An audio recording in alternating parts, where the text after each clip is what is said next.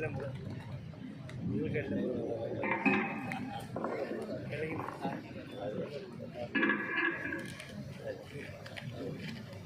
शारदा देवी रामकृष्ण जगद्गुरु पादपद्मे तयो श्रुत्वा प्रणमामि गुरुः रत्नाकराधौतपदां हिमालय किरीटिनी ब्रह्मराजर्षि रत्नाढ्यां वंदे भारत मातरम्। ವೇದಿಕೆ ಮೇಲೆ ಆಸೀನರಾಗಿರುವ ಪರಮ ಪೂಜ್ಯ ಸ್ವಾಮೀಜಿಯವರಿಗೆ ಅತ್ಯಂತ ಭಕ್ತಿಪೂರ್ವಕ ನಮನಗಳು. ವೇದಿಕೆ ಮೇಲೆ ಆಸೀನರಾಗಿರುವ ಎಲ್ಲ ಗಣ್ಯರಿಗೂ, ಯಲ್ಲಾಪುರದ ಸಮಸ್ತ ದೇಶಭಕ್ತ ಬಂಧುಗಳಿಗೂ, ಮಾತಾ ಭಗಿನಿಯರಿಗೂ ಅತ್ಯಂತ ಶ್ರದ್ಧೆಯ ನಮನಗಳನ್ನು ಸಮರ್ಪಿಸ್ತೇನೆ. ಬಹಳ ಸಂತೋಷದ ಸಂಗತಿ, 5 ದಿನಗಳ ಕಾಲ ಯುಗಾದಿ ಉತ್ಸವವನ್ನು ಆಚರಿಸಿ ನನಗೆ ಬಂದ ತಕ್ಷಣ ಮಿತ್ರರೆಲ್ಲ ಹೇಳ್ತಾ ಇದ್ರು, ಬೈಕ್ ರ್ಯಾಲಿಯಲ್ಲಿ 500ಕ್ಕೂ ಹೆಚ್ಚು ಬೈಕ್ಗಳಿದ್ದು, ಯಾವ ಗಲ್ಲಿಯನ್ನು ಬಿಡದೆ ಪ್ರತಿ ಗಲ್ಲಿಯನ್ನು ಸುತ್ತಾಡಿಕೊಂಡು ಬೈಕ್ ರ್ಯಾಲಿ ಬಹಳ ವಿಶಿಷ್ಟವಾಗಿ ಮಾಡಲಾಯಿತು ಅನ್ನುವಂಥ ವಿವರವನ್ನೆಲ್ಲ ಕೇಳಿ ಬಹಳ ಹೆಮ್ಮೆ ಅನ್ನಿಸ್ತು. ಹಿಂದೂ ಜಾಗೃತಗೊಳ್ತಾ ಇದ್ದಾನೆ ಅನ್ನೋದರ ಸಂಕೇತವಾಗಿ ಏನಿದೆ ಕಂಡು ಬರ್ತಾ ಇದೆ, ಬಹಳ ಹೆಮ್ಮೆ ಪಡಬೇಕಾಗಿರುವಂಥ ಸಂಗತಿ. ಹಿಂದುವಿನ ಜಾಗೃತಿ ಬರೀ ಯಲ್ಲಾಪುರದಲ್ಲಿ ಮಾತ್ರ ಅಲ್ಲ, ಉತ್ತರ ಕನ್ನಡದಲ್ಲಿ ಮಾತ್ರ ಅಲ್ಲ, ಕರ್ನಾಟಕದಲ್ಲಿ ಅಷ್ಟೇ ಅಲ್ಲ, ದೇಶದ ಜಗತ್ತಿನ ಮೂಲೆ ಮೂಲೆಗಳಲ್ಲೂ ಇವತ್ತು ಹಿಂದೂ ಜಾಗೃತವಾಗಿ ನಿಂತಿದ್ದಾನೆ ಅಂತ ಬಹಳ ಹೆಮ್ಮೆ ಪಡಬೇಕಾಗಿದೆ. ಜಾಗೃತಿ ಬೇರೆಯವರಲ್ಲಿ ಬಿಡಿ, ನನ್ನಲ್ಲೂ ಕೂಡ ಉಂಟಾಗಿದೆ. ನನ್ನಲ್ಲೂ ಉಂಟಾಗಿದೆ ಅಂದ್ರೆ ಹೇಗೆ ಅಂತ ಹೇಳ್ತೀನಿ. ನನಗೆ ಚಿಕ್ಕಂದಿನಿಂದಲೂ ಪಟಾಕಿ ಹೊಡೆಯೋದಂದ್ರೆ ಆಗ್ತಾ ಇರಲಿಲ್ಲ. ಅದು ಯಾಕೋ ಆ ಸತ್ತಿಗೆ ನಾನು ಸೆಟ್ಟೆ ಆಗಲಿಲ್ಲ ಯಾವತ್ತು. ಆದರೆ ಯಾವಾಗ ಈ ಲೆಫ್ಟ್ ಲಿಬರಲ್ಗಳು ಪಟಾಕಿ ಹೊಡೆಯೋದ್ರಿಂದ ನಾಯಿಗಳಿಗೆ ತೊಂದರೆ ಆಗುತ್ತೆ ಅನ್ನಲಿಕ್ಕೆ ಶುರು ಮಾಡಿದ್ರು, ಕ್ರಿಕೆಟ್ ಪ್ಲೇಯರ್ಗಳು ಪಟಾಕಿ ಹೊಡೆದ್ರೆ ಓಝೋನ್ ಹರಿದೋಗುತ್ತೆ ಅಂದ್ರು, ಇವನು ಸೆಂಚುರಿ ಹೊಡೆದಾಗ ಪಟಾಕಿ ಹೊಡೆದ್ರೆ ಓಝೋನ್ ಹರಿಯುವುದಿಲ್ಲ. ನಮ್ಮ ದೀಪಾವಳಿಗೆ ಪಟಾಕಿ ಹೊಡೆದ್ರೆ ಮಾತ್ರ ಓಝೋನ್ ಹರಿಯೋದು. ಆ ಓಝೋನು ಹೇಳುತ್ತೆ, ನೀನ್ ಸೆಂಚುರಿ ಹೊಡೆದಿದ್ದಕ್ಕೆ ನಾನು ಹರಿಯೋದಿಲ್ಲ, ತಲೆ ಕೆಡಿಸ್ಕೊಳ್ಬೇಡ, ದೀಪಾವಳಿಗೆ ಮಾತ್ರ ಹರಿತೀನಿ. ಎಂಥ ಅಯೋಗ್ಯರಿದ್ದಾರೆ ನೋಡಿ ಇವರೆಲ್ಲ. ಇವ್ರಿಗೆಲ್ಲರಿಗೂ ಕಣ್ಣಿರೋದು ದೀಪಾವಳಿ ಮೇಲೆ ಮಾತ್ರ. ಅದು ಗೊತ್ತಾದ ಮೇಲೆ ನನ್ನಲ್ಲೂ ಹೆಂಗ್ ಜಾಗೃತಿ ಬಂತು ಅಂತಂದ್ರೆ, ನನಗಾಗದಿಲ್ಲ ತಾನೆ, ಆದ್ರೆ ನಾನು ಮತ್ತು ಕೆಲವು ಮಿತ್ರರು ಸೇರಿ ಪಟಾಕಿ ತರಿಸಿ ಒಂದಷ್ಟು ಸ್ಲಮ್ ಏರಿಯಾಗಳಿಗೆ ಹೋಗಿ ಆ ಹುಡುಗರ ಕೈಯಲ್ಲಿ ಪಟಾಕಿ ಕೊಟ್ಟು, ನೀವು ಹೊಡಿರಿ, ನಾವು ಆನಂದಿಸ್ತೀವಿ ಇದನ್ನ ಅಂತ ದೂರದಲ್ಲಿ ನಿಂತ್ಕೊಂಡು ನೋಡುವಷ್ಟರ ಮಟ್ಟಿಗೆ ಜಾಗೃತಿ ಬಂದಿದೆ. ಪಟಾಕಿಯಿಂದಾಗಿ ಪುಟ್ಟ ಮಕ್ಕಳಲ್ಲಿ ಹಿಂದುತ್ವದ ಭಾವನೆ ಇದೆ ಅಂತ ಟೆನ್ಷನ್ ಅವರಿಗೆ. ಹೋಳಿ ಆಡ್ಲಿಕ್ಕೆ ಬರುವಂತ ತರುಣ ತರುಣಿಯರು ಅವರ ಅತ್ಯಂತ ಪ್ರೀತಿಯಿಂದ ರಂಗಿನೊಳಗೆ ಮರ್ಜ್ ಆಗ್ತಾರೆ. ಅವರು ತಮ್ಮ ಕಡೆಗೆ ಬರೋದಿಲ್ಲ ಅನ್ನೋ ಕಾರಣಕ್ಕೆ ಹೋಳಿ ಮೇಲೆ ಕೋಪ. ಹೋಳಿ ಆಡಿದ್ರೆ ನೀರು ವೇಸ್ಟ್ ಆಗುತ್ತೆ ಅಂತ ಹೇಳುವಂತ ಕಾಲಘಟ್ಟದಲ್ಲೇ ಇವತ್ತಿನ ತರುಣ ತರುಣಿಯರು ಅತ್ಯಂತ ಪ್ರೀತಿಯಿಂದ ಬೀದಿಗೆ ಬಂದು ಅವರು ಪ್ರೀತಿಯಿಂದ ಹೋಳಿ ಆಡೋದನ್ನು ವ್ಯಾಪಕಗೊಳಿಸ್ತಾ ಇದ್ದಾರಲ್ಲ, ಇದು ಜಾಗೃತಿಯ ಸಂದೇಶವಾಗಿ ನಿಂತಿದೆ ಅಂತ. ಮಿತ್ರೆ, ನನ್ನ ತಂದೆಯ ಕಾಲದಲ್ಲಿ ಹಿಂದಿ ಸಿನಿಮಾಗಳು ಬರ್ತಿದ್ವು. ಈ ಹಿಂದಿ ಸಿನಿಮಾಗಳಲ್ಲಿ ಏನ್ ತೋರಿಸ್ತಿದ್ರು ಗೊತ್ತಾ? ಸ್ವಾಮಿಗಳೆಲ್ಲ, ಸ್ವಾಮೀಜಿಯವರ ಕ್ಷಮೆ ಕೇಳ್ಕೊಂಡು ಹೇಳ್ತೀನಿ ನಾನು, ನನ್ನ ತಂದೆಯವರ ಕಾಲದ ಹಿಂದಿ ಸಿನಿಮಾಗಳು ಹೇಳ್ತಿದ್ವು, ಕಾವಿ ಬಟ್ಟೆ ಹಾಕಿದವರು ಕಳ್ಳರು, ಯಾರು ಪೂಜಾರಿಗಳಿದ್ದಾರೋ ಪುರೋಹಿತರಿದ್ದಾರೋ ಅವರು ಮೋಸಗಾರರು, ಅವರು ತಟ್ಟೆ ಕಾಸಿಗೋಸ್ಕರ ಬದುಕಿರುವಂತ ಜನ ಅಂತ ತೋರಿಸುವಂತ ಪ್ರಯತ್ನ ಮಾಡ್ತಿದ್ರು. ನಾವು ಗೊತ್ತಿಲ್ಲದೆ ಸಿನಿಮಾ ನೋಡ್ಕೊಂಡು ಬರ್ತಿದ್ವಿ. ಇವತ್ತಂತ ಸಿನಿಮಾ ಬರಲಿ, ಯಾವ ಸಿನಿಮಾ ಮಾಡಿದ್ನೋ ಸೋಷಿಯಲ್ ಮೀಡಿಯಾದಲ್ಲಿ ಹಿಂದೂ ತರುಣ ತರುಣಿಯರು ಅವನು ನಗ್ನವಾಗಿಸಿ 4 ಬಾರಿಸಿ ಕಳಿಸ್ತಾರೆ. ಅದಾದ ನಂತರ ಏನ್ ಪರಿಸ್ಥಿತಿ ಬರುತ್ತೆ ಅಂತಂದ್ರೆ, ಹಿಂದುತ್ವದ ವಿರುದ್ಧ, ಭಾರತೀಯತೆಯ ವಿರುದ್ಧ ಸಿನಿಮಾ ಮಾಡಿದ್ರೆ ಮೋಹನ್ ಲಾಲ್ ಕೂಡ ಕ್ಷಮೆ ಕೇಳಬೇಕಾದಂತ ಸ್ಥಿತಿಯನ್ನ ಇವತ್ತು ನಿರ್ಮಾಣ ಮಾಡ್ತಾರಲ್ಲ, ಇದು ಜಾಗೃತಿ. ಇದು ಯಾರು ಹೇಳಿದ್ರು ಹಿಂದೂಗಳು ಜಾಗೃತರಾಗಲಿಲ್ಲ ಅಂತ? ಹಿಂದೂಗಳು ಎಷ್ಟರ ಮಟ್ಟಿಗೆ ಜಾಗೃತರಾಗಿದ್ದಾರೆ ಅಂತಂದ್ರೆ, ರಾಮ ಮಂದಿರ ನಿರ್ಮಾಣಗೊಂಡಾಗ ಈ ದೇಶದ ಕೆಲವು ಪಕ್ಷಗಳು ಮನೆಯಲ್ಲಿ ಸೂತಕವಾದಂತೆ ಕಣ್ಣೀರಿಟ್ಟರು. ಆದ್ರೆ ಪಕ್ಷವನ್ನು ಮರೆತು ಊರೂರಿನಲ್ಲಿರುವಂತಹ ಹಿಂದೂಗಳು ಎದ್ದು ನಿಂತು ಹೇಳಿದ್ರು, ನಮ್ಮ ರಾಮ ಮರಳಿ ಬಂದಿದ್ದಾನೆ ಅಂತ. ಪಕ್ಷ ಭೇದವನ್ನ ಮರೆತು ಮರಳಿ ಬಂದ ರಾಮನನ್ನ ಸ್ವಾಗತಿಸಿದ್ರಲ್ಲ, ಇದು ಹೊಸ ಭಾರತ, ಹಿಂದುತ್ವದ ಭಾರತ. ಮಿತ್ರ, ಹಿಂದುತ್ವದ ಭಾರತ, ಇವತ್ತಿನ ಭಾರತ, ಇದು ಜಗತ್ತಿನ ಕಣ್ಣು ಕೋರೈಸುವಂಥದ್ದು. ಹೇಗಿದೆ ಅಂತಂದ್ರೆ, ಹಿಂದೂಗಳಿಗೆ ಬಾಂಗ್ಲಾದೇಶದಲ್ಲಿ ತೊಂದರೆ ಕೊಡ್ತಾರೆ ಅಂತ ಗೊತ್ತಾದಾಗ ಇಂಗ್ಲೆಂಡಿನಲ್ಲಿರುವಂತ, ಅಮೆರಿಕಾದಲ್ಲಿರುವಂತ ಹಿಂದೂಗಳು ಅಲ್ಲಿನ ಬಾಂಗ್ಲಾ ಕಾನ್ಸುಲೇಟ್ ನ ಮುಂದೆ ಹೋಗಿ ಪ್ರತಿಭಟನೆ ಮಾಡುವಷ್ಟು ಏಕಜೂಟಾಗಿದ್ದಾರೆ, ಒಂದಾಗಿದ್ದಾರಲ್ಲ, ಇದು ಹೊಸ ಹಿಂದುತ್ವದ ಸೂಚನೆ ಅಂತ, ಇದು ಹೊಸ ಭಾರತದ ನಿರ್ಮಾಣದ ಸೂಚನೆ ಅಂತ ಎಲ್ಲರೂ ತಿಳ್ಕೊಳ್ಬೇಕು ಅಂತ ಹೇಳಿದೆ. ಆದ್ರೆ ಈ ರೀತಿ ಭಾರತದ ನಿರ್ಮಾಣ ಮಾಡುವಂತ ಸಂದರ್ಭದಲ್ಲಿ ಹಿಂದುತ್ವದ ಮೂಲ ಚಿಂತನೆಗಳನ್ನು ಮರೆತು ನಿರ್ಮಾಣ ಮಾಡುವಂತಿಲ್ಲ. ಮಿತ್ರ, ಜಗತ್ತಿನ ಅತ್ಯಂತ ಶ್ರೇಷ್ಠ, ಈಗ ತಾನೇ ನನ್ನ ಮಿತ್ರರೊಬ್ಬರು ಮಾತನಾಡ್ತಾ ಹೇಳ್ತಿದ್ರು, 5 ಬಾರಿ ಪ್ರತಿನಿತ್ಯ ಪೂಜೆ ಮಾಡುವಂತ ಕೆಲವರಿದ್ದಾರೆ, ಆರಾಧನೆ ಮಾಡ್ತಾರೆ, ಒಂದು ಕಡೆ ಸೇರ್ತಾರೆ. ನನಗೂ ತುಂಬಾ ಜನ ಬಂದು ಹೇಳ್ತಾರೆ, 5 ಬಾರಿ ಅವರು ಸೇರ್ತಾರೆ, ವಾರಕ್ಕೆ 1 ದಿನ ಕಂಪಲ್ಸರಿ ಎಲ್ಲರೂ ಸೇರ್ತಾರೆ. ನಾವ್ ಯಾಕೆ ಸೇರೋದಿಲ್ಲ? ಯಾಕೆ ಅಂದ್ರೆ ನಾವು ಸೈನಿಕರಲ್ಲ. ಈ ತರ ಒಂದು ಕಡೆ ಸೇರ್ಬೇಕು ಅಂತ ಹೇಳೋಕ್ ಸೈನಿಕರು ಮಾತ್ರ. ನಾಳೆ ಯುದ್ಧಕ್ಕೆ ಹೋಗ್ಬೇಕು, ಯಾರ ಮೇಲೋ ಕಲ್ಲೆಸಬೇಕು, ಯಾರಿಗೋ ಹೊಡಿಬೇಕು, ಯಾವುದೋ ಪ್ರೊಸೆಷನ್ ನ ನಿಲ್ಲಿಸಬೇಕು. ಆ ನಿಲ್ಲಿಸಬೇಕು ಅಂದ್ರೆ ಒಂದ್ ಕಡೆ ಸೇರ್ಬೇಕು ಅಂತಂದ್ರೆ ಸೈನಿಕರು ಮಾತ್ರ. ಧರ್ಮವನ್ನ ಅನುಸರಿಸುವವರು ಮನೆಯಲ್ಲಿ ಕೂತ್ಕೊಳ್ಳಿ, ಕಾಡಲ್ಲಿ ಕೂತ್ಕೊಳ್ಳಿ, ಒಂಟಿಯಾಗಿರೋ ಜಾಗದಲ್ಲಿ ಕೂತ್ಕೊಳ್ಳಿ, ಎಲ್ಲಿ ಕೂತ್ಕೊಂಡು ನೀವು ಮತ್ತು ಭಗವಂತನೊಂದಿಗೆ ಅನುಸಂಧಾನ ಮಾಡಿ ಅಂತ ಹೇಳುವಂತ ಶ್ರೇಷ್ಠ ಧರ್ಮ ಇದ್ರೆ ಅದು ನನ್ನ ಧರ್ಮ. ನನ್ನ ಧರ್ಮ ಸೈನ್ಯ ಅಲ್ಲ, ನನ್ನ ಧರ್ಮ ಸೈನಿಕರನ್ನ ತಯಾರು ಮಾಡಿ ಕೊಡುವಂತದ್ದಲ್ಲ. ನನ್ನ ಧರ್ಮ ಆಧ್ಯಾತ್ಮಿಕವಾಗಿ ಎತ್ತರಕ್ಕೇರುವಂತ ಶ್ರೇಷ್ಠ ಚಿಂತನೆಯನ್ನು ಕೊಡುವಂತ ಧರ್ಮ. ಮಿತ್ರ, ನಾನು ಇವತ್ತು ಹೇಳ್ತೀನಿ, ತುಂಬಾ ಜನ ತರುಣರಿರೋದ್ರಿಂದ ತಿಳ್ಕೊಳ್ಳಿ. ಇವತ್ತು ಸೋಷಿಯಲ್ ಮೀಡಿಯಾದಲ್ಲಿ ಬಂದಿರೋದನ್ನು ಸತ್ಯ ಅಂತ ಭಾವಿಸ್ತಾ ಅನೇಕ ಬಾರಿ ನಮ್ಮ ಧರ್ಮದ ಸಂಸ್ಥೆಗಳ ಮೇಲೆ, ನಮ್ಮ ಧರ್ಮ ಗುರುಗಳ ಮೇಲೆ ಯಾರೋ ಏನೋ ಹೇಳಿದ್ರು ಅನ್ನೋದನ್ನು ನಂಬಿಕೊಂಡು ಅದಕ್ಕೆ ತಕ್ಕಂತೆ ಟ್ವೀಟ್ ಮಾಡೋಕ್ಕಿಂತ ಮುಂಚೆ, ಅದಕ್ಕೆ ತಕ್ಕಂತೆ ಫೇಸ್ಬುಕ್ ಅಲ್ಲಿ ಪೋಸ್ಟ್ ಹಾಕೋಕ್ಕಿಂತ ಮುಂಚೆ ಸ್ವಲ್ಪ ನನ್ನ ಧರ್ಮದ ಅಗಾಧತೆಯನ್ನು ಒಂದ್ಸಲ ಅರ್ಥ ಮಾಡ್ಕೊಳ್ಳಿ. ನನಗೆ ಬಹಳ ಹೆಮ್ಮೆ ಇದೆ. ನಾನು ಹುಟ್ಟಿದಾಗಿನಿಂದ ಇವತ್ತಿನವರೆಗೂ ಒಂದು ದಿನವೂ ಕೂಡ ನಾನು ಹಿಂದೂ ಎನ್ನುವ ಕಾರಣಕ್ಕೆ ತಲೆ ತಗ್ಗಿಸುವಂತ ಪರಿಸ್ಥಿತಿಯನ್ನ ನನ್ನ ಧರ್ಮ ನನಗೆ ಯಾವಾಗಲೂ ಯಾವತ್ತೂ ಕೊಡಲಿಲ್ಲ. ಜಗತ್ತಿನ ಅತ್ಯಂತ ಶ್ರೇಷ್ಠ ಧರ್ಮದ, ನಾನು ತುಂಬಾ ಎಚ್ಚರಿಕೆಯಿಂದ ಈ ಮಾತನ್ನು ಹೇಳ್ತಾ ಇದ್ದೀನಿ, ಜಗತ್ತಿನ ಅತ್ಯಂತ ಶ್ರೇಷ್ಠ ಧರ್ಮದ ಅನುಯಾಯಿ ನಾನು ಎನ್ನುವಂತ ಅಹಂಕಾರ ನನಗಿದೆ, ಗರ್ವ ನನಗಿದೆ, ಹೆಮ್ಮೆ ನನಗಿದೆ. ಏನ್ ಬೇಕಿದ್ರು ಕರ್ಕೊಳ್ಳಿ, ಆ ಒಂದು ಹೆಮ್ಮೆ ನನಗಿದೆ. ಎಂತ ಶ್ರೇಷ್ಠ ಧರ್ಮ! ಇವತ್ತು ನನಗೆ ಅನೇಕರು ಪ್ರಶ್ನೆ ಮಾಡ್ತಾರೆ, ನಮ್ದೆಲ್ಲರದು ಒಂದೇ ದೇವರು, ಕೆಲವು ಮತ ಪಂಥಗಳು ಒಂದೇ ದೇವರು ನಮ್ಮದ್ದು, ನಮ್ಮ ಹತ್ರ 100 ದೇವರುಗಳಿಲ್ಲ, ನಿಮ್ಮ ಹತ್ರ ಕೋಟ್ಯಂತರ ದೇವರುಗಳಿದ್ದಾವೆ ಅಂತ ಹಂಗಿಸ್ತಾರೆ. ಆದ್ರೆ ಅವ್ರಿಗೆ ಯಾರಿಗೂ ಗೊತ್ತಿಲ್ಲ, ನಾವು 33 ಕೋಟಿ ದೇವತೆಗಳನ್ನು ಪೂಜಿಸಿದ್ರು ಅಷ್ಟು ದೇವತೆಗಳ ಹಿಂದೆ ಇರುವಂತ ಒಂದು ಸತ್ಯವನ್ನ ಭಿನ್ನ ಹೆಸರಿನಿಂದ ಕರೆಯುವ ಏಕಂ ಸತ್ ವಿಪ್ರಾಹ ಬಹುಧಾ ವದಂತಿ ಅಂತ ಹೇಳುವಂತ ಋಷಿಗಳ ಹಿಂಬಾಲಕರು ಅಂತ ಅವರಿಗೆ ಅರ್ಥ ಆಗಲಿಲ್ಲ ಅಷ್ಟೇ. ಸತ್ಯ ಒಂದೇ, ಅದನ್ನ ಬಲ್ಲವರು ಭಿನ್ನ ಭಿನ್ನ ರೂಪದಲ್ಲಿ ಹೇಳ್ತಾರೆ. ಬ್ರಹ್ಮ ಒಬ್ಬನೇ, ಕೆಲವರು ಅದನ್ನು ರಾಮ ಅಂದ್ರು, ಕೆಲವರು ಕೃಷ್ಣ ಅಂದ್ರು, ಕೆಲವರು ಶಿವ ಅಂದ್ರು, ಕೆಲವರು ಶಕ್ತಿಯ ರೂಪದಲ್ಲಿ ಪೂಜಿಸಿದ್ರು, ಕೆಲವರು ಗಣೇಶ ಅಂದ್ರು. ಎಲ್ಲರಿಗೂ ಗೊತ್ತಿದೆ ಇದರ ಹಿಂದೆ ಇರುವಂತಹ ಬ್ರಹ್ಮ ತತ್ವ ಒಂದೇ. ಏನು ಅದ್ಭುತವಾಗಿರುವಂತಹ ಧರ್ಮ ನನ್ನದು. ಯಾರಿದ್ದಾರೆ ನನ್ನ ಧರ್ಮಕ್ಕೆ ಸಮನಾಗಿ? ಕೆಲವು ಮತ ಪಂಥಗಳಿವೆ, ಅವ್ರು ಹೇಳ್ತಾರೆ ನನ್ನ ಧರ್ಮಕ್ಕೆ ಒಬ್ಬ ಮೂಲ ಪುರುಷ ಇದ್ದಾನೆ. ನಿಮ್ ಧರ್ಮಕ್ಕೆ ಎಲ್ಲಿದ್ದಾರೆ ತೋರಿಸಿ. ನಮ್ಮ ತರುಣರು ತಡಬಡಾಯಿಸ್ಬಿಡ್ತಾರೆ, ಹೌದಲ್ಲ, ಈ ಧರ್ಮಕ್ಕೆ ಕೆಲವರು ಸಂಸತ್ನಲ್ಲಿ ನಿಂತ್ಕೊಂಡು ಹೇಳ್ತಾರೆ ಅಪ್ಪ ಇಲ್ಲದ ಧರ್ಮ ಇದು ಅಂತ ಬಹಳ ಜನ ಹೇಳ್ತಾರೆ. ಆದ್ರೆ ಗೊತ್ತಿರಲಿ ಮಿತ್ರರೇ, ನೀವು ಯಾವ್ದಾದ್ರು ಕಾಲೇಜ್ ಹೋಗುವಂತ ಮಕ್ಕಳನ್ನು ಕೇಳಿ ಗುರುತ್ವಾಕರ್ಷಣ ಶಕ್ತಿ ಕಂಡುಹಿಡಿದಿದ್ ಯಾರು ಅಂತ ಹೇಳಿದ ತಕ್ಷಣ ಹುಡುಗರು ನ್ಯೂಟನ್ ಅಂತಾರೆ. ಆದ್ರೆ ಅವ್ರು ಕೇಳಿ ಫಿಸಿಕ್ಸ್ ಕಂಡುಹಿಡಿದಿದ್ಯಾ?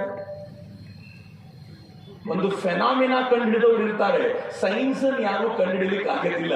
ಸೈನ್ಸ್ ನಲ್ಲಿರುವಂತ ಒಂದು ಕಾನ್ಸೆಪ್ಟ್ ಅನ್ನ ಕಂಡುಹಿಡಿಲಿಕ್ಕೆ ಒಬ್ಬ ಅಪ್ಪ ಬೇಕು, ಆದ್ರೆ ಸೈನ್ಸ್ಗೆ ಅಪ್ಪ ಬೇಕಾಗಿಲ್ಲ. ಎಲ್ಲ ಅಪ್ಪಂದ್ರನ್ನ ಒಳಗೊಂಡು ಒಂದು ವಿಶಾಲವಾಗಿರುವಂತ ವೃಕ್ಷ ಇರುತ್ತಲ್ಲ, ಅದನ್ನ ವಿಜ್ಞಾನ ಅಂತ ಕರೀತಾರೆ. ಹಿಂದೂ ಧರ್ಮ ಅಂತ ವಿಶಾಲವಾದ ವಿಜ್ಞಾನ ಇವತ್ತಿನ ತರುಣರು ಅರ್ಥೈಸಿಕೊಳ್ಬೇಕಾಗಿರುವಂತ ಸಂಗತಿ. ನನ್ನ ಪ್ರಶ್ನೆ ಮಾಡ್ತಾರೆ ಕೆಲವರು, ನನ್ನ ಮತಕ್ಕೆ ನನ್ನ ಪಂಥಕ್ಕೆ ಒಂದು ಪುಸ್ತಕ ಇದೆ, ಆ ಪುಸ್ತಕವನ್ನು ಓದಿದ್ರೆ ನನ್ನ ಪಂಥ ಅರ್ಥ ಆಗುತ್ತೆ. ನಿಮ್ಗಂತ ಪುಸ್ತಕ ಇದೆಯಾ? ನಾನು ಅವ್ರಿಗೆ ತಮಾಷೆ ಮಾಡಿ ಹೇಳ್ತೀನಿ, ನಿಮ್ಮ ಇಡೀ ಧರ್ಮ, ಇಡೀ ಪಂಥ ಒಂದು ಪುಸ್ತಕದಲ್ಲಿ ಮುಗಿದೋಗುತ್ತೆ. ನನ್ನ ಧರ್ಮ ಒಂದು ಪುಸ್ತಕದಲ್ಲಿ ಮುಗಿಯುವಂತ ಚಿಕ್ಕ ಧರ್ಮ ಅಲ್ಲಪ್ಪ. ಜಗತ್ತನ್ನೇ ವ್ಯಾಪಿಸಿಕೊಂಡಿರುವ ವಿಶ್ವ ಧರ್ಮ ನನ್ನದ್ದು. ಒಂದು ಪುಸ್ತಕದಲ್ಲಿ ಮುಗಿಯೋದಿಲ್ಲ. ನನಗೆ ವೇದ ಇದೆ, ಉಪನಿಷತ್ತಿದೆ, ರಾಮಾಯಣ ಇದೆ, ಮಹಾಭಾರತ ಇದೆ. ಈಗ ತಾನೇ ಹೇಳಿ ಹೋದಂತ ಭಗವದ್ಗೀತೆಯನ್ನು ನಾವು ಆರಾಧಿಸ್ತೀವಿ. ನನಗೆ ಎಷ್ಟಿದೆ ಅಂತಂದ್ರೆ ಒಂದಿಡೀ ಲೈಬ್ರರಿಯನ್ನ ಹೊಕ್ಕು ಹೊರಗಡೆ ಬಂದ್ರು ನನ್ನ ಧರ್ಮ ಅತ್ಯತಿಷ್ಠ ದಶಾಂಗುಲಂ, ಇದಕ್ಕಿಂತಲೂ ಎತ್ತರಕ್ಕಿರುವಂತ ವಿಶ್ವ ಪುರುಷ ಇದ್ದಾನಲ್ಲ, ಅದು ನನ್ನ ಧರ್ಮ ಅಂತ ಹೆಮ್ಮೆಯಿಂದ ಹೇಳಬಲ್ಲೆ ಅಂತ ಹೇಳಿ ಯಾರಿಗಿದೆ? ಜಗತ್ತಿನ ಯಾವ ಮತ ಪಂಥಗಳ ಜನಕ್ಕೆ ಈ ಹೆಮ್ಮೆ ಇರಲಿಕ್ಕೆ ಸಾಧ್ಯ ಹೇಳಿ? ಆ ಹೆಮ್ಮೆ ನನಗೆ ಮಾತ್ರ ನನ್ನ ಧರ್ಮ ಕೊಟ್ಟಿರುವಂತ. ಮಿತ್ರ, ಕೆಲವು ಮತ ಪಂಥಗಳಿವೆ. ನಾನು ಯಾರನ್ನೂ ದೂಷಿಸಲಿಕ್ಕೆ ಇಲ್ಲಿ ನಿಂತಿಲ್ಲ. ಆದರೆ ಪ್ರತಿಯೊಬ್ಬ ಹಿಂದೂವು ಕೂಡ ನಾನು ಹಿಂದೂ ಆಗಿರೋದಕ್ಕೆ ಹೆಮ್ಮೆ ಪಡಬೇಕು. ಸೋಷಿಯಲ್ ಮೀಡಿಯಾದಲ್ಲಿ ಯಾರಾದರೂ ಪ್ರಶ್ನೆ ಕೇಳಿದಾಗ ನನಗೆ ಉತ್ತರ ಗೊತ್ತಿಲ್ಲ ಅಂತ ತಲೆ ತಗ್ಗಿಸಬೇಕಾದಂತ ಅಗತ್ಯ ಇಲ್ಲ. ಜಗತ್ತಿನ ಅನೇಕ ಮತ ಪಂಥಗಳ ಜನ ಇತರ ಜನರನ್ನ ಕೊಲ್ತಾರೆ. ಕೆಲವರು ನನ್ನ ದೇವರನ್ನ ಒಪ್ಪೋದಿಲ್ಲ, ಈ ದೇವರನ್ನ ಒಪ್ಪದೇ ಇರೋದ್ರಿಂದ ನಿನ್ನನ್ನು ಕೊಲ್ತೀನಿ ಅಂತ ಕೊಲ್ತಾರೆ. ಯಾತಕ್ಕೆ ಕೊಲ್ತಾರೆ ಅಂದ್ರೆ ಸ್ವರ್ಗ ಸಿಗುತ್ತೆ ಅಂತ ಕೊಲ್ತಾರೆ. ಕಂಡವರು ಯಾರೂ ಇಲ್ಲ. ಆ ಸ್ವರ್ಗದಲ್ಲಿ ಕೆಲವರಿಗೆ 72 ಹೆಣ್ಣು ಮಕ್ಕಳು ಕಾಯ್ತಾ ಇರ್ತಾರೆ ಅಂತ ಅವರು ಇಲ್ಲಿನ ಜನರ ಬದುಕನ್ನ ನರಕಗೊಳಿಸಿ ಅಲ್ಲಿ ಹೋಗ್ತಾರೆ. ಆದ್ರೆ ನನ್ನ ಧರ್ಮದಲ್ಲಿ ಕೇಳಿ ಸ್ವರ್ಗ ಹೇಗೆ ಸಿಗುತ್ತೆ ಅಂತಂದ್ರೆ ಬೇರೆಯವರ ಸೇವೆ ಮಾಡಿ ಸ್ವರ್ಗ ಸಿಗುತ್ತೆ, ಇತರರ ಬದುಕನ್ನ ಚಂದಗಾಣಿಸಿ ಸ್ವರ್ಗ ಸಿಗುತ್ತೆ. ಸರ್ವೇ ಭವಂತು ಸುಖಿನಃ ಸರ್ವೇ ಸಂತು ನಿರಾಮಯಃ ಅಂತ ಹೇಳೋದ್ರ ಮೂಲಕ ಸ್ವರ್ಗ ಸಿಗುತ್ತೆ ಅಂತ ಹೇಳಿದಂತ ಯಾವ್ದಾದ್ರು ಧರ್ಮ ಇದ್ರೆ ಅದು ನಾನು ನೀವು ಅನುಸರಿಸುವ ಧರ್ಮ, ಅದು ನಮ್ಮ ಹಿಂದೂ ಧರ್ಮ ಅನ್ನುವಂತ ಹೆಮ್ಮೆ ಮಿತ್ರ. ನಮ್ಗೆ ಹೆಮ್ಮೆ ಎಂತದ್ದು ಅಂತಂದ್ರೆ ಜಗತ್ತಿನ ಕೆಲವು ಮತಪಂಥಗಳಿವೆ. ನಾನು ಯಾವ ಮತಪಂಥಗಳ ಬಗ್ಗೆ ಹೇಳ್ತೀನಿ ಅಂತ ಊಹಿಸಿಕೊಳ್ಳಿ. ಆ ಮತಪಂಥಗಳ ಅವರುಗಳ ಧರ್ಮ ಗ್ರಂಥದಲ್ಲಿ ವಿವರಣೆ ಇದೆ. ಏನ್ ಹೇಳ್ತಾರೆ ಗೊತ್ತೇನು?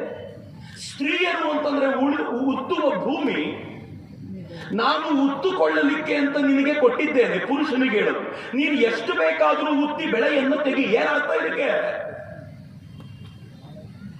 ಆದ್ರೆ ನನ್ನ ಧರ್ಮದಲ್ಲಿ ಏನ್ ಹೇಳ್ತೀವಿ ಗೊತ್ತಾ? ಗೋವನ್ನ ತಾಯಿ ಅಂತ ಕರಿತೀವಿ, ಭೂಮಿಯನ್ನ ತಾಯಿ ಅಂತ ಕರಿತೀವಿ, ನದಿ ನೀರು ನನಗೆ ಜೀವ ಕೊಟ್ಟಿದ್ರಿಂದ ತಾಯಿ ಅಂತ ಕರಿತೀವಿ, ಪರ್ವತಗಳಿಂದ ಹರಿಯುವಂತಹ ಪ್ರತಿಯೊಂದು ನದಿಯನ್ನ ತಾಯಿಯ ರೂಪದಲ್ಲಿ ಕಾಣ್ತೀವಿ. ಸ್ವತಃ ನನ್ನ ತಾಯಿಯ ಕಾಲುಗಳಿಗೆ ನಮಸ್ಕಾರ ಮಾಡದೆ ಮನೆಯಿಂದ ಆಚೆ ಬರೋದಿಲ್ಲ ಎನ್ನುವಂತ ಸಂಕಲ್ಪ ಮಾಡಿದವನು ನಾನು. ಭಗವದ್ಗೀತೆಯನ್ನ ಗೀತಾಜಿ ಅಂತ ಉತ್ತರ ಭಾರತದಲ್ಲಿ ಕರೆಯುವಾಗ ಆ ಗೀತೆಗೆ ಕೊಡುವಂತ ಗೌರವ ಎಂತದ್ದು ಅಂತ ಪ್ರತಿಯೊಂದರಲ್ಲೂ ತಾಯಿಯನ್ನ ಕಾಣ್ತಾ ಸ್ವತಃ ದೇವತೆಗಳು ಕೂಡ ದುರ್ಗೆಯ ಎದುರಿಗೆ ನಮಿಸುವಂತ ಅತ್ಯದ್ಭುತವಾಗಿರುವಂತಹ ದೃಶ್ಯ ಜಗತ್ತಿನಲ್ಲಿ ಎಲ್ಲಾದ್ರೂ ಕಾಣಲಿಕ್ಕೆ ಸಿಗುತ್ತೆ ಅಂತಂದ್ರೆ ಅದು ನನ್ನ ಭಾರತದಲ್ಲಿ, ನನ್ನ ಧರ್ಮದಲ್ಲಿ ಮಾತ್ರ. ನಾನ್ಯಾಕೆ ಹೆಮ್ಮೆ ಪಡಬಾರದು ಹೇಳಿ? ಇವತ್ತು ಜಗತ್ತಿನಾದ್ಯಂತ ಹೆಣ್ಣಿನ ಚರ್ಚೆ ನಡೀತಾ ಇರುವಾಗ, ಹೆಣ್ಣಿಗೆ ಯಾರು ಗೌರವ ಕೊಡ್ತಾರೆ ಎನ್ನುವ ಚರ್ಚೆ ನಡೀತಾ ಇರುವಾಗ ಜಗತ್ತಿನ ಜನ ಎಲ್ಲ ಯಾವುದಾದ್ರೂ ಒಂದು ಧರ್ಮದ ಮುಂದೆ ತಲೆ ತಗ್ಗಿಸಿ ನಿಂತುಕೊಂಡು ನತಮಸ್ತಕವಾಗಬೇಕು ಅಂತಂದ್ರೆ ಅದು ನನ್ನ ಧರ್ಮಕ್ಕೆ ಮಾತ್ರ. ಈ ಕಾರಣಕ್ಕೋಸ್ಕರ ನನ್ನ ಗರ್ವ ಇದೆ, ಅಹಂಕಾರ ಇದೆ ಅಂತ ನಾನು ಹೆಮ್ಮೆಯಿಂದ ಹೇಳ್ತೀನಿ. ಆದ್ರೆ ಇಷ್ಟಕ್ಕೆ ಮುಗಿಲಿಲ್ಲ. ನನ್ನ ಧರ್ಮದ ವೈಶಿಷ್ಟ್ಯ ಏನು ಅಂತಂದ್ರೆ 4 ಆಶ್ರಮಗಳನ್ನು ಹೇಳಿದ್ರು. ಬ್ರಹ್ಮಚರ್ಯ, ಗೃಹಸ್ಥ, ವಾನಪ್ರಸ್ಥ, ಸನ್ಯಾಸ. 25 ವರ್ಷಗಳ ಕಾಲ ಬ್ರಹ್ಮಚರ್ಯ ನಡೆಸು. ಯಾವ ತರದ ಬ್ರಹ್ಮಚರ್ಯ? ಮುಂದಿನ ಗಾರ್ಹಸ್ಥ್ಯಕ್ಕೂ ವಾನಪ್ರಸ್ಥನಾಗೋದಕ್ಕೂ ಬೇಕಾಗಿರುವ ತಯಾರಿಯನ್ನ 25 ವರ್ಷಗಳ ಕಾಲ ಪಡ್ಕೊ ಅಂದ್ರು. ಆಮೇಲೆ ಏನ್ ಮಾಡಿದ್ರು ಗೊತ್ತಾ? ಮದುವೆ ಮಾಡಿದ್ರು. ಮದುವೆ ಮಾಡಿ ಹೇಳಿದ್ರು, ಜಗತ್ನಲ್ಲಿ ಏನೇನ್ ಸಿಗುತ್ತೋ ಎಲ್ಲವನ್ನು ಗಳಿಸಿಕೊಳ್ಳುವಷ್ಟರ ಮಟ್ಟಿಗೆ ನೀನ್ ಕೆಲಸವನ್ನು ಮಾಡು ಅಂತ ಜಗತ್ನಲ್ಲಿ ಓಡಿಸಿದ್ರು. 50 ವರ್ಷ ಆದ ತಕ್ಷಣ ವಾಪಸ್ ಬಾ, ಎಲ್ಲವನ್ನು ಬಿಡು, ವನಕ್ಕೆ ಹೋಗಿ ಅಲ್ಲಿ ವಾನಪ್ರಸ್ಥಿಯಾಗಿರುವಂತ ಕಾಡಿಗೆ ಹೋಗುವಂತ ಪರಿಕಲ್ಪನೆ ಕೊಟ್ಟು ಕೊನೆ 25 ವರ್ಷ ಸನ್ಯಾಸತ್ವದ ಬದುಕನ್ನು ನಡೆಸಿ ಭಗವಂತನನ್ನು ಸೇರುವ ಪರಿಕಲ್ಪನೆ ಕೊಟ್ಟರಲ್ಲ. ಯಾವ ಧರ್ಮ ಕೊಟ್ಟಿದ್ದಾರೆ ಇದನ್ನ? ಮಿತ್ರ, ದುರದೃಷ್ಟ ಏನು ಅಂತಂದ್ರೆ ನಮ್ಮ ಮಕ್ಕಳಿಗೆ ಇದನ್ನು ತೆರೆದು ಕೊಟ್ಟಿಲ್ಲ ಅಷ್ಟೇ. ನಮ್ಮ ಮಕ್ಕಳಿಗೆ ಟ್ವಿಂಕಲ್ ಲಿಟ್ಲ್ ಸ್ಟಾರ್ ಹೇಳ್ಕೊಟ್ವಿ, ಆದ್ರೆ ನಮ್ಮ ಮಕ್ಕಳಿಗೆ ಯಾವತ್ತು ಧರ್ಮದ ಶಿಕ್ಷಣ ಕೊಡ್ಲಿಕ್ಕೆ ನಮ್ಮ ಹತ್ರ ಆಗ್ಲಿಲ್ಲ. ಕೊಟ್ರೆ ಅವ್ರಿಗೆ ಗೊತ್ತಾಗ್ತಿತ್ತು ನಾನು ಹಿಂದೂ ಧರ್ಮದಲ್ಲಿ ಹುಟ್ಟಿದ್ದು ಪುಣ್ಯ ಅಂತ. ಅವ್ರ ತಂದೆ ತಾಯಿಗಳಿಗೆ ನಮಸ್ಕಾರ ಮಾಡ್ತಿದ್ರು, ಅವ್ರ ದೇವರಿಗೆ ನಮಸ್ಕಾರ ಮಾಡ್ತಿದ್ರು. ನಾನು ಯಾವಾಗ್ಲೂ ತಮಾಷೆ ಮಾಡ್ತಿರ್ತೀನಿ, ಭಗವಂತ ನಮ್ಮನ್ನು ಹುಟ್ಟಿಸುವಾಗ ಅಕಸ್ಮಾತ್ ಏನಾದ್ರೂ ಸ್ವಲ್ಪ ಒಂದು ಕ್ಷಣ ಜೋಂಪು ಮಾಡಿ, ನಿದ್ದೆ ಮಾಡಿ, ಒಂದು ಕ್ಷಣ ತೂಕಡಿಸಿ ಭಾರತದಲ್ಲಿ ಹುಟ್ಟಿಸೋ ಬದಲು 1,000 ಕಿಲೋಮೀಟರ್ ಆಚೆ ಪಾಕಿಸ್ತಾನದಲ್ಲಿ ಹುಟ್ಟಿಸಿದ್ರೆ ಕಥೆ ಏನು? ಯಲ್ಲಾಪುರದಲ್ಲಿರೋ ಪ್ರತಿಯೊಬ್ಬರು ಯೋಚನೆ ಮಾಡಿ, ಹುಟ್ಟಿಸುವಾಗ ಪುಣ್ಯಾತ್ಮ ಭಾರತದಲ್ಲಿ ಇಲ್ಲಿ ಹಾಕಿದ. ಯಾರು ಯಲ್ಲಾಪುರದಲ್ಲಿ ಇದ್ದೀರೋ ನೀವು ಇನ್ನೂ ಪುಣ್ಯವಂತರು. ಕರ್ನಾಟಕದಲ್ಲಿದ್ದೀರಾ, ಉತ್ತರ ಕನ್ನಡದಲ್ಲಿದ್ದೀರಾ, ಯಾವ ಟೆನ್ಷನ್ ಇಲ್ಲ ಉತ್ತರ ಕನ್ನಡದವರಿಗೆ. ಜಗತ್ತಿಗೆ ಏನಾದ್ರೂ ಆಗ್ಲಿ, ನಾವು ನಮ್ಮ ಪಾಡಿಗೆ ಇರ್ತೀವಿ ಅಂತ ಹೇಳುವಂತ ಸುಂದರವಾದ ಜಾಗದಲ್ಲಿ ಇರ್ತೀವಿ. ನಿಮ್ಗೆ ಪ್ರಾಬ್ಲಮ್ಮೇ ಇಲ್ಲ, ಯಾವ ಕಿರಿಕಿರಿಯೂ ಇಲ್ಲದೆ ನಿಮ್ ಪಾಡಿಗೆ ನೀವಿರುವಂತ ಈ ಜಾಗದಲ್ಲಿ ಅಲ್ಲದೆ ಎಲ್ಲಾದ್ರೂ ಪಕ್ಕದ ಪಾಕಿಸ್ತಾನದಲ್ಲಿ ಹಾಕಿದ್ರೆ ಕಥೆ ಏನು? ಸ್ವಲ್ಪ ತೂಕಡಿಗೆ ಜಾಸ್ತಿಯಾಗಿ ಕೈ ಸ್ವಲ್ಪ ಆಚೆ ಅಫ್ಘಾನಿಸ್ತಾನದಲ್ಲಿ ಬಿದ್ದಿದ್ರೆ ಕಥೆ ಏನು? ಅವನೇನಾದ್ರೂ ನಿಮ್ಮ ಮೇಲೆ ಸ್ವಲ್ಪ ಕೋಪಿಸಿಕೊಂಡು ಸಿರಿಯಾದಲ್ಲಿ ಹಾಕಿದ್ರೆ ಏನ್ ಮಾಡ್ಬೇಕಿತ್ತು? ಈಗ ಅನ್ಸುತ್ತೆ ಶಬಾಷ್, ಎಂತ ಜಾಗದಲ್ಲಿ ಹುಟ್ಟಿಸ್ಬಿಟ್ನಪ್ಪ ಅಂತ. ಈಗ ಯೋಚನೆ ಮಾಡಿ, ನಮ್ಮನ್ನ ಅಕಸ್ಮಾತ್ ಹಿಂದುವಾಗಿ ಹುಟ್ಟಿಸದೆ ಸ್ವಲ್ಪ ಏನಾದ್ರೂ ಜೋಂಪನಲ್ಲಿ ಏನಾದ್ರೂ ಬೇರೆ ಕಡೆ ಹಾಕ್ಬಿಟ್ಟಿದ್ರೆ ಇಲ್ಲಿರೋ ಹೆಣ್ಮಕ್ಳೆಲ್ಲ ಹೆಂಗ್ ಕೂತಿರ್ಬೇಕಿತ್ತು ಗೊತ್ತಾ? ಇಮ್ಯಾಜಿನ್ ಮಾಡ್ತಿದ್ದೀರಿ? ಇಲ್ಲಿರೋ ಗಂಡಸರೆಲ್ಲ ಅನುಭವಿಸಬೇಕಾಗಿದ್ದ ವೇದನೆ ಎಂತದ್ದು ಗೊತ್ತಾ? ಇಮ್ಯಾಜಿನ್ ಮಾಡಬಹುದಾ ನೀವು ಇಮ್ಯಾಜಿನ್ ಮಾಡ್ಲಿಕ್ಕೆ ಸಾಧ್ಯ ಇಲ್ಲದಂತ ಪರಿಸ್ಥಿತಿ ಇತ್ತು. ಪುಣ್ಯ ನಾವೆಲ್ಲರೂ ಭಗವಂತನ ಕೃಪೆಯಿಂದ ಹಿಂದುವಾಗಿ ಹುಟ್ಟಿದ್ದೀವಿ, ಸಂಭ್ರಮಿಸೋದು ಬೇಡವೇನೋ? ಹಿಂದೂ ಧರ್ಮ ನಮ್ಗೆ ಏನ್ ಹೇಳ್ಕೊಡ್ತು ಗೊತ್ತಾ? ಹಿಂದೂ ಧರ್ಮ ಹೇಳ್ತು 4 ಪುರುಷಾರ್ಥಗಳಿವೆ: ಧರ್ಮ, ಅರ್ಥ, ಕಾಮ, ಮೋಕ್ಷ. ನೀನು ದುಡ್ಡನ್ನ ದುಡಿಬೇಕು. ಹಿಂದೂ ಧರ್ಮ ಯಾವತ್ತೂ ಕಾಡಿನಲ್ಲಿ ಕೂತ್ಕೊಂಡು ಮೂಗ್ ಹಿಡ್ಕೊಂಡು ತಪಸ್ ಮಾಡ್ತಾ ನಿನ್ ಜೀವನವನ್ನು ಮುಗಿಸು ಅಂತ ಹೇಳಲಿಲ್ಲ. ಹಿಂದೂ ಧರ್ಮ ಹೇಳ್ತು ದುಡ್ಡನ್ನು ದುಡಿಬೇಕು, ನಿನ್ನ ಕಾಮನೆಗಳನ್ನ ಪೂರೈಸಿಕೊಳ್ಬೇಕು. ಆದ್ರೆ ಒಂದೇ ಒಂದು ಕಂಡೀಷನ್: ಧರ್ಮ ಬುಡವಾಗಿರ್ಬೇಕು, ಮೋಕ್ಷ ಗುರಿಯಾಗಿರ್ಬೇಕು. ಹಾಗಿದ್ರೆ ನೀನ್ ದುಡ್ಡನ್ನು ದುಡಿದು ನಿನ್ನ ಕಾಮನೆಗಳನ್ನು ಈಡೇರಿಸಿಕೊಳ್ಳೋದಕ್ಕೆ ಅರ್ಥ ಇದೆ ಅಂತ ಹೇಳಿದ ಶ್ರೇಷ್ಠ ಧರ್ಮಕ್ಕೆ ಸೇರಿದವನು ನಾನು. ನಾನ್ಯಾಕೆ ಹೆಮ್ಮೆ ಪಡಬಾರ್ದು? ನಾನ್ಯಾಕೆ ಹೆಮ್ಮೆ ಪಡಬಾರ್ದು? ಜಗತ್ತಿನ ಜನಕ್ಕೆ ಅತ್ಯಂತ ಶ್ರೇಷ್ಠ ಆದರ್ಶಗಳ ಕೃತಿಯನ್ನ ಕೊಟ್ಟಂತ ಯಾವ್ದಾದ್ರು ರಾಷ್ಟ್ರ ಇದ್ರೆ, ಯಾವ್ದಾದ್ರು ಧರ್ಮ ಇದ್ರೆ ಅದು ನನ್ನದು. ಜಗತ್ತಿನ ಯಾವುದೇ ಮತಪಂಥಗಳವ್ರನ್ನ ಕೇಳಿ ನೋಡಿ, ನಾನು ಚಾಲೆಂಜ್ ಮಾಡಿ ಹೇಳಿದ್ರೆ, ಯಾರಾದ್ರೂ ಇಲ್ಲಿ ಕನ್ವರ್ಷನ್ ಆಗಿದ್ರೆ, ಕನ್ವರ್ಷನ್ ಆಗಬೇಕು ಅಂತ ಮನಸ್ಸು ಮಾಡಿದ್ರೆ, ಯಾರಾದ್ರೂ ಇಲ್ಲಿ ಅನ್ಯ ಮತೀಯನನ್ನ ಲವ್ ಮಾಡಿದ ಹೆಣ್ಮಗಳಿದ್ರೆ ಸುಮ್ಮನೆ ಅವರನ್ನು ಕೇಳಿ ನೋಡಿ, ನಿಮ್ ದೇವರೆಲ್ಲಿದ್ದಾನೆ? ಜಗತ್ತಿನ ಎಲ್ಲ ಮತಪಂಥಗಳ ಜನ, ಬಹುತೇಕ ಮತಪಂಥಗಳ ಜನ ದೇವರನ್ನು ಹಿಂಗ್ ತೋರಿಸ್ತಾರೆ, ಆಕಾಶದಲ್ಲಿದ್ದಾನೆ. ಆಕಾಶದಲ್ಲಿರೋ ದೇವರನ್ನು ಯಾವಾಗಪ್ಪ ನೋಡೋದು ಅಂತ ಕೇಳಿದ್ರೆ ಅವ್ರು ಹೇಳ್ತಾರೆ ಸತ್ತ ಮೇಲೆ ಕಾಣಿಸ್ತಾನೆ. ಆಯ್ತಪ್ಪ, ಸತ್ತ ಮೇಲೆ ನೋಡ್ಕೊಂಡು ಬಂದವ್ರು ಯಾರಾದ್ರೂ ಒಬ್ಬರನ್ನು ಕರೆದು ಇಲ್ಲಿ ನಿಲ್ಸೊಂದು ಭಾಷಣ ಮಾಡಿಸೋದ್ರೆ ಯಾರು ಬಂದು ಭಾಷಣ ಮಾಡೋದು? ಜಗತ್ನಲ್ಲಿ ಒಂದೇ ಒಂದು ಧರ್ಮ ರೀ, ಹಿಂದೂ ಧರ್ಮ. ಭಗವಂತ ಎಲ್ಲಿದ್ದಾನೆ ಅಂತ ಕೇಳಿದಾಗ ಊರೆಲ್ಲ ಹುಡುಕಬೇಡ ಕಣಲೆ, ನಿನ್ನ ಒಳಗೆ ಕೂತಿದ್ದಾನೆ ಭಗವಂತ ಅಂತ ಆತ್ಮಸ್ವರೂಪಿ ಭಗವಂತನ ಪರಿಕಲ್ಪನೆಯ ಬಗ್ಗೆ ಮಾತನಾಡಿದ ಧರ್ಮ. ನಾವು ಮಾತ್ರ ಹೆಮ್ಮೆ ಪಡಬೇಕಾಗಿರುವ ಸಂಗತಿ, ಬರೀ ಮಾತನಾಡಿ ಸುಮ್ಮನಾಗಲಿಲ್ಲ. ಯಾರಾದ್ರೂ ಹೋಗಿ ದೇವರನ್ನು ನೋಡುವಂತ ಪ್ರಕ್ರಿಯೆ ಹೆಂಗೆ, ಆತ್ಮ ಸಾಕ್ಷಾತ್ಕಾರ ಮಾಡಿಕೊಳ್ಳುವ ಪ್ರಕ್ರಿಯೆ ಹೇಗೆ ಅಂತಂದ್ರೆ, ಪತಂಜಲಿ ಹೇಳಿದ್ರು ಅಷ್ಟಾಂಗ ಯೋಗದ ಮಾರ್ಗ ಇದೆ, ಬಾ ನನ್ನ ಎದುರಿಗೆ ಕೂತ್ಕೋ. ಯಮ, ನಿಯಮ, ಆಸನ, ಪ್ರಾಣಾಯಾಮ, ಪ್ರತ್ಯಾಹಾರ, ಧಾರಣ, ಧ್ಯಾನ, ಸಮಾಧಿಗಳ ಮೂಲಕ ನೀನು ಪರಮಾತ್ಮನನ್ನ ಸಾಕ್ಷಾತ್ಕಾರ ಮಾಡಿಕೊಳ್ಳುವುದು ಸಾಧ್ಯ ಇದೆ ಅನ್ನೋದರ ಸಿಲೆಬಸ್ ಅನ್ನು ಕೊಟ್ಟಂತ ಜಗತ್ತಿನ ಏಕೈಕ ಧರ್ಮ ಯಾವ್ದಾದ್ರೂ ಇದ್ರೆ ಅದು ನನ್ನ ಧರ್ಮ. ನಾನು ಯಾಕೆ ತಲೆ ತೆಗೆಸ್ಕೊಂಡು ನಿಂತ್ಕೋಬೇಕು? ನಾನು ಯಾಕೆ ಯಾರ ಮುಂದೆ ಆದ್ರೂ ಅಯ್ಯೋ ನನ್ನ ಧರ್ಮದಲ್ಲಿ ಏನೂ ಇಲ್ಲ ಅಂತ ಬೇಜಾರು ಮಾಡ್ಕೋಬೇಕು? ಬೇಜಾರು ಮಾಡ್ಕೊಂಡು ನಿಂತ್ಕೊಂಡಿದ್ರೆ ನನಗೆ ನನ್ನ ಧರ್ಮದ ಬಗ್ಗೆ ಗೊತ್ತಿಲ್ಲ ಅನ್ನುವಂತ ಕಾರಣ. ಮಿತ್ರ, ವೈಚಾರಿಕವಾಗಿ ನನ್ನ ಧರ್ಮವನ್ನು ಅಲುಗಾಡಿಸುವ ತಾಕತ್ತು ಇವತ್ತಿಗೂ ಯಾರಿಗೂ ಇಲ್ಲ. ವಿಚಾರದ ಹಂತಕ್ಕೆ ಬಂದು ನನ್ನ ಜೊತೆ ನಿಂತ್ಕೊಂಡ್ರೆ, ಹಿಂದೂ ಧರ್ಮೀಯನ ಜೊತೆ ನಿಂತ್ಕೊಂಡ್ರೆ ಜಗತ್ತಿನ ಯಾವ ಮತಪಂಥಗಳು ಕೂಡ ನಮ್ಮ ಜೊತೆ ಮಾತಿಗೆ ನಿಲ್ಲಲಾರವು. ಶ್ವೇತಕೇತು ಉದ್ದಾಲಕರ ನಡುವಿನ ಚರ್ಚೆಯನ್ನು ಗಮನಿಸಿದ ಪ್ರತಿಯೊಬ್ಬನೂ ಕೂಡ ಆತ್ಮ ಪರಮಾತ್ಮರ ಚಿಂತನೆಗಳು ಏನು ಸರಳವಾಗಿ ಉಪನಿಷತ್ನಲ್ಲಿ ವರ್ಣಿಸಿವೆ ಅಂತ ಹೇಳ್ತಾನೆ. ಕಠೋಪನಿಷತ್ನಲ್ಲಿ ನಚಿಕೇತ ಮತ್ತು ಯಮನ ಚರ್ಚೆಯನ್ನು ಕೇಳಿದಂತ ಪ್ರತಿಯೊಬ್ಬ ವ್ಯಕ್ತಿಯೂ ಕೂಡ ಈ ದೇಶ ಎಷ್ಟು ಅತ್ಯುತ್ಕೃಷ್ಟವಾದ ಚಿಂತನೆಯನ್ನು ಕೊಟ್ಟಿದೆ ಅಂತ ಹೆಮ್ಮೆಯಿಂದ ಹೇಳ್ತಾನೆ. 1830ರ ದಶಕದಲ್ಲಿ ಲಂಡನ್ನ ಹೌಸ್ ಆಫ್ ಕಾಮನ್ಸ್ ನಲ್ಲಿ ಚರ್ಚೆ ನಡೆಯುತ್ತೆ. ಆ ಚರ್ಚೆಯಲ್ಲಿ ಒಬ್ಬ MP ನಿಂತುಕೊಂಡು ಹೇಳ್ತಾನೆ, ಭಾರತೀಯರಿಗೆ ನೈತಿಕ ಪ್ರಜ್ಞೆಯೇ ಇಲ್ಲ, ಅವರ ಸಾಹಿತ್ಯ ಅಂದ್ರೆ ನಿಕೃಷ್ಟವಾಗಿರುವಂತದ್ದು, ಅವರ ಭಾರತೀಯರ ಹಿಂದೂಗಳ ಒಟ್ಟೂ ಸಾಹಿತ್ಯವನ್ನ ನಾವು ನಮ್ಮ ಇಂಗ್ಲಿಷಿನ ಒಂದು ಶೆಲ್ಫಿಗೆ ಹೋಲಿಸಲಿಕ್ಕೆ ಸಾಧ್ಯವಾಗೋದಿಲ್ಲ, ಅಷ್ಟು ನಿಕೃಷ್ಟವಾಗಿದ್ದು ಅಂತಂದಾಗ ಅದೇ ಹೌಸ್ ಆಫ್ ಕಾಮನ್ಸ್ ನಲ್ಲಿ ಮತ್ತೊಬ್ಬ MP ಹೇಳ್ತಾನೆ, ನೀನು ಸಾಹಿತ್ಯ ಓದಿ ಮಾತಾಡ್ತಾ ಇದೆಯೋ ಸುಮ್ಮನೆ ಗುಸಿ ಹೊಡ್ತಿದ್ಯಾ? ಅವನು ಯಾಕೆ ಅಂತ ಕೇಳಿದ, ಅವನಂದ್ರೆ ನಿನ್ಗೇನರೇ ಗೊತ್ತು, ಭಾರತದ ಸಾಹಿತ್ಯ ಎಂಥದ್ದು ಅಂತಂದ್ರೆ ಪ್ರತಿಯೊಂದು ಪ್ಯಾರಾಗ್ರಾಫಿನ ಕೊನೆಗೂ ಒಂದು ನೈತಿಕ ಪ್ರಜ್ಞೆಯ ಮಾತನ್ನ ಹೇಳದೆ ಅವರ ಸಾಹಿತ್ಯವೇ ಮುಗಿಯೋದಿಲ್ಲ. ಅಂತ ಉತ್ಕೃಷ್ಟವಾದ ಸಾಹಿತ್ಯವನ್ನ ನೋಡ್ಲೇ ಇಲ್ಲ ಅಂತ ನನ್ನ ದೇಶದ ವೈಚಾರಿಕ ಸಾಹಿತ್ಯದ ಕುರಿತಂತೆ ಲಂಡನ್ನಿನ ಹೌಸ್ ಆಫ್ ಕಾಮನ್ಸ್ ನಲ್ಲಿ 19ನೇ ಶತಮಾನದಲ್ಲಿ ಚರ್ಚೆ. ಜಗತ್ತಿನ ಅತ್ಯಂತ ಶ್ರೇಷ್ಠ ತತ್ವಶಾಸ್ತ್ರಜ್ಞರೊಬ್ಬನಾದ ಶೋಪನ್ ಹೋವರ್ ಈ ದೇಶದ ಉಪನಿಷತ್ತುಗಳ ಕುರಿತಂತೆ ಹೆಮ್ಮೆಯಿಂದ ಮಾತನಾಡ್ತಾ ಈ ದೇಶದ ಉಪನಿಷತ್ತುಗಳಿಗೆ ಗೌರವ ಸಲ್ಲಿಸ್ತಾನೆ. ಯಾವ ಮ್ಯಾಕ್ಸ್ ಮುಲ್ಲರ್ ಈ ದೇಶದ ವೇದೋಪನಿಷತ್ತುಗಳನ್ನ ಹಳಿಯಬೇಕು ಅಂತ ಬಂದು ತನ್ನ ಜೀವಿತಾವಧಿಯ ಕೊನೆಯಲ್ಲಿ ನಾನು ಕಂಡಂತ ಅತ್ಯಂತ ಶ್ರೇಷ್ಠ ಸಾಹಿತ್ಯ ಉಪನಿಷತ್ತುಗಳು ಅಂತ ಕೈ ಮುಗಿದು ಹೋಗ್ತಾನಲ್ಲ, ಇದು ವೈಚಾರಿಕವಾಗಿ ನಾವು ಭಾರತವನ್ನು ಕಟ್ಟಿರುವಂತಹ. ಅಷ್ಟು ಚೆನ್ನಾಗಿದ್ದ ಭಾರತ ಹಿಂಗ್ಯಾಕಾಯ್ತು? ಇಷ್ಟು ಶ್ರೇಷ್ಠವಾಗಿದ್ದ ಭಾರತ ಇವತ್ತ್ಯಾಕೆ ಹಿಂಗಾಯಿತು ಅನ್ನೋ ಪ್ರಶ್ನೆ ಕೇಳಿದ್ರೆ ಈ ಪ್ರಶ್ನೆಗೆ ಉತ್ತರವನ್ನು ಹುಡುಕಬೇಕಾಗಿರೋದು ಇವತ್ತಿನ ದಿನಗಳಲ್ಲ, ಕಳೆದ 1000 ವರ್ಷಗಳ ಇತಿಹಾಸದಲ್ಲಿ. ಮಿತ್ರ, ಈ ದೇಶದ ಇತಿಹಾಸವನ್ನು ಬರೆಯುವಾಗ ಜನ ಹೇಗೆ ಮೋಸ ಮಾಡ್ತಾರೆ ಅಂತಂದ್ರೆ ಬರೀ ಹಿಂದೂಗಳಲ್ಲಿರುವಂತ ಹುಡುಕುಗಳನ್ನ ಎತ್ತಿ ತೋರಿಸುವಂತ ಪ್ರಯತ್ನ ಮಾಡ್ತಾರೆ. ಆದ್ರೆ ಬಹಳ ಬಾರಿ ನಾವು ಕಳೆದ 1000 ವರ್ಷಗಳಲ್ಲಿ ಈ ದೇಶದ ಮೇಲೆ ನಡೆದ ಆಕ್ರಮಣಗಳು, ಈ ದೇಶದ ಹೆಣ್ಣು ಮಕ್ಕಳ ಚೀತ್ಕಾರ, ಈ ದೇಶದ ಜನರ ನೋವು, ದುಃಖ, ದುಮ್ಮಾನಗಳ ಯಾವತ್ತು ವರ್ಣಿಸುವ ಪ್ರಯತ್ನವೇ ಮಾಡಲಿಲ್ಲ. ಮಿತ್ರ, ಈ ದೇಶದ ಮೇಲೆ ಆಕ್ರಮಣಗಳಾಗಿದ್ದು ಒಂದೆರಡಲ್ಲ. ನಾನು 8ನೇ ಕ್ಲಾಸು 9ನೇ ಕ್ಲಾಸ್ ಅಲ್ಲಿದ್ದಾಗ ನಮ್ಮ ಹಿಸ್ಟ್ರಿ ಮೇಸ್ಟ್ ಹೇಳ್ತಿದ್ರು, ಎಂತ ಕೆಟ್ಟ ದೇಶದಲ್ಲಿ ಹುಟ್ಟುಬಿಟ್ಟಿದೀವಿ ನಾವು. ಈ ದೇಶ ಎಂತ ಕೆಟ್ಟ ದೇಶ ಅಂದ್ರೆ ಜಗತ್ತಿನ ಚಿಕ್ಕ ಪುಟ್ಟ ರಾಷ್ಟ್ರಗಳು ಕೂಡ ಈ ದೇಶದ ಮೇಲೆ ಆಕ್ರಮಣ ಮಾಡಿದ್ವು, ತಡಿಲಿಕ್ಕೆ ಆಗ್ಲಿಲ್ಲ ನಮ್ಮ ಹತ್ರ, ಅಂತ ಕೆಟ್ಟ ದೇಶ ನಮ್ದು ಅಂತ ಅವ್ರು ಹೇಳುವಾಗ ನನಗೂ ಅನ್ನಿಸ್ತಿತ್ತು ಈ ದೇಶದಲ್ಲಿ ಹುಟ್ಟಬಾರ್ದಾಗಿತ್ತು ಅಂತ. ಆದ್ರೆ ಆಮೇಲೆ ಗೊತ್ತಾಯ್ತು, ನಮ್ಮ ಮೇಷ್ಟ್ರು ಅರ್ಧ ಹೇಳಿದ್ರು ನಮಗೆ. ಈ ದೇಶದ ಮೇಲೆ ಆದ ಆಕ್ರಮಣಗಳು ಎಂತದ್ದು ಅಂತಂದ್ರೆ ಗ್ರೀಕರು, ಶಕರು, ಹೂಣರು, ಮೊಘಲರು, ತುರ್ಕರು, ಅರಬ್ಬರು, ಅಫ್ಘನರು, ಪೋರ್ಚುಗೀಸರು, ಫ್ರೆಂಚರು, ಡಚ್ರು, ಇಂಗ್ಲಿಷರು, ಸ್ವಾತಂತ್ರ್ಯ ಬಂದ ಮೇಲೆ ಪಾಕಿಸ್ತಾನ, ಚೀನಾ ಯಾರು ಬಿಡಲಿಲ್ಲ, ನಿರಂತರವಾದ ಆಕ್ರಮಣ. ಆದ್ರೆ ಆಮೇಲೆ ನನಗೆ ಗೊತ್ತಾಯ್ತು, ಇಷ್ಟು ಆಕ್ರಮಣವನ್ನು ತಡ್ಕೊಂಡು ಜಗತ್ನಲ್ಲಿ ಇವತ್ತಿನವರೆಗೂ ಯಾವಾದ್ರೂ ಒಂದು ರಾಷ್ಟ್ರ ಉಳಿದಿದೆ ಅಂತಂದ್ರೆ ಅದು ನನ್ನ ರಾಷ್ಟ್ರ ಮಾತ್ರ. ಯಾವ ಕಾರಣಕ್ಕೋಸ್ಕರ ಉಳಿತು ಯೋಚನೆ ಮಾಡಿದ್ದೀರೇನು? ಯಾವತ್ತಾದ್ರೂ ಯಾರ ಕಾರಣಕ್ಕೋಸ್ಕರ ಉಳಿತು? ಈ ದೇಶದ ಮೇಲೆ ಮುಸಲರ ಆಕ್ರಮಣ ನಡೀತು. 6-7ನೇ ಶತಮಾನದ ವೇಳೆಗೆ ಬಂದಂತ ಮೊಹಮ್ಮದ್ ಬಿನ್ ಕಾಸಿಂ ಈ ದೇಶದ ಗಡಿ ಭಾಗಕ್ಕೆ ಬಂದ. ರಾಜ ದಾಹಿರ ಇದ್ದ.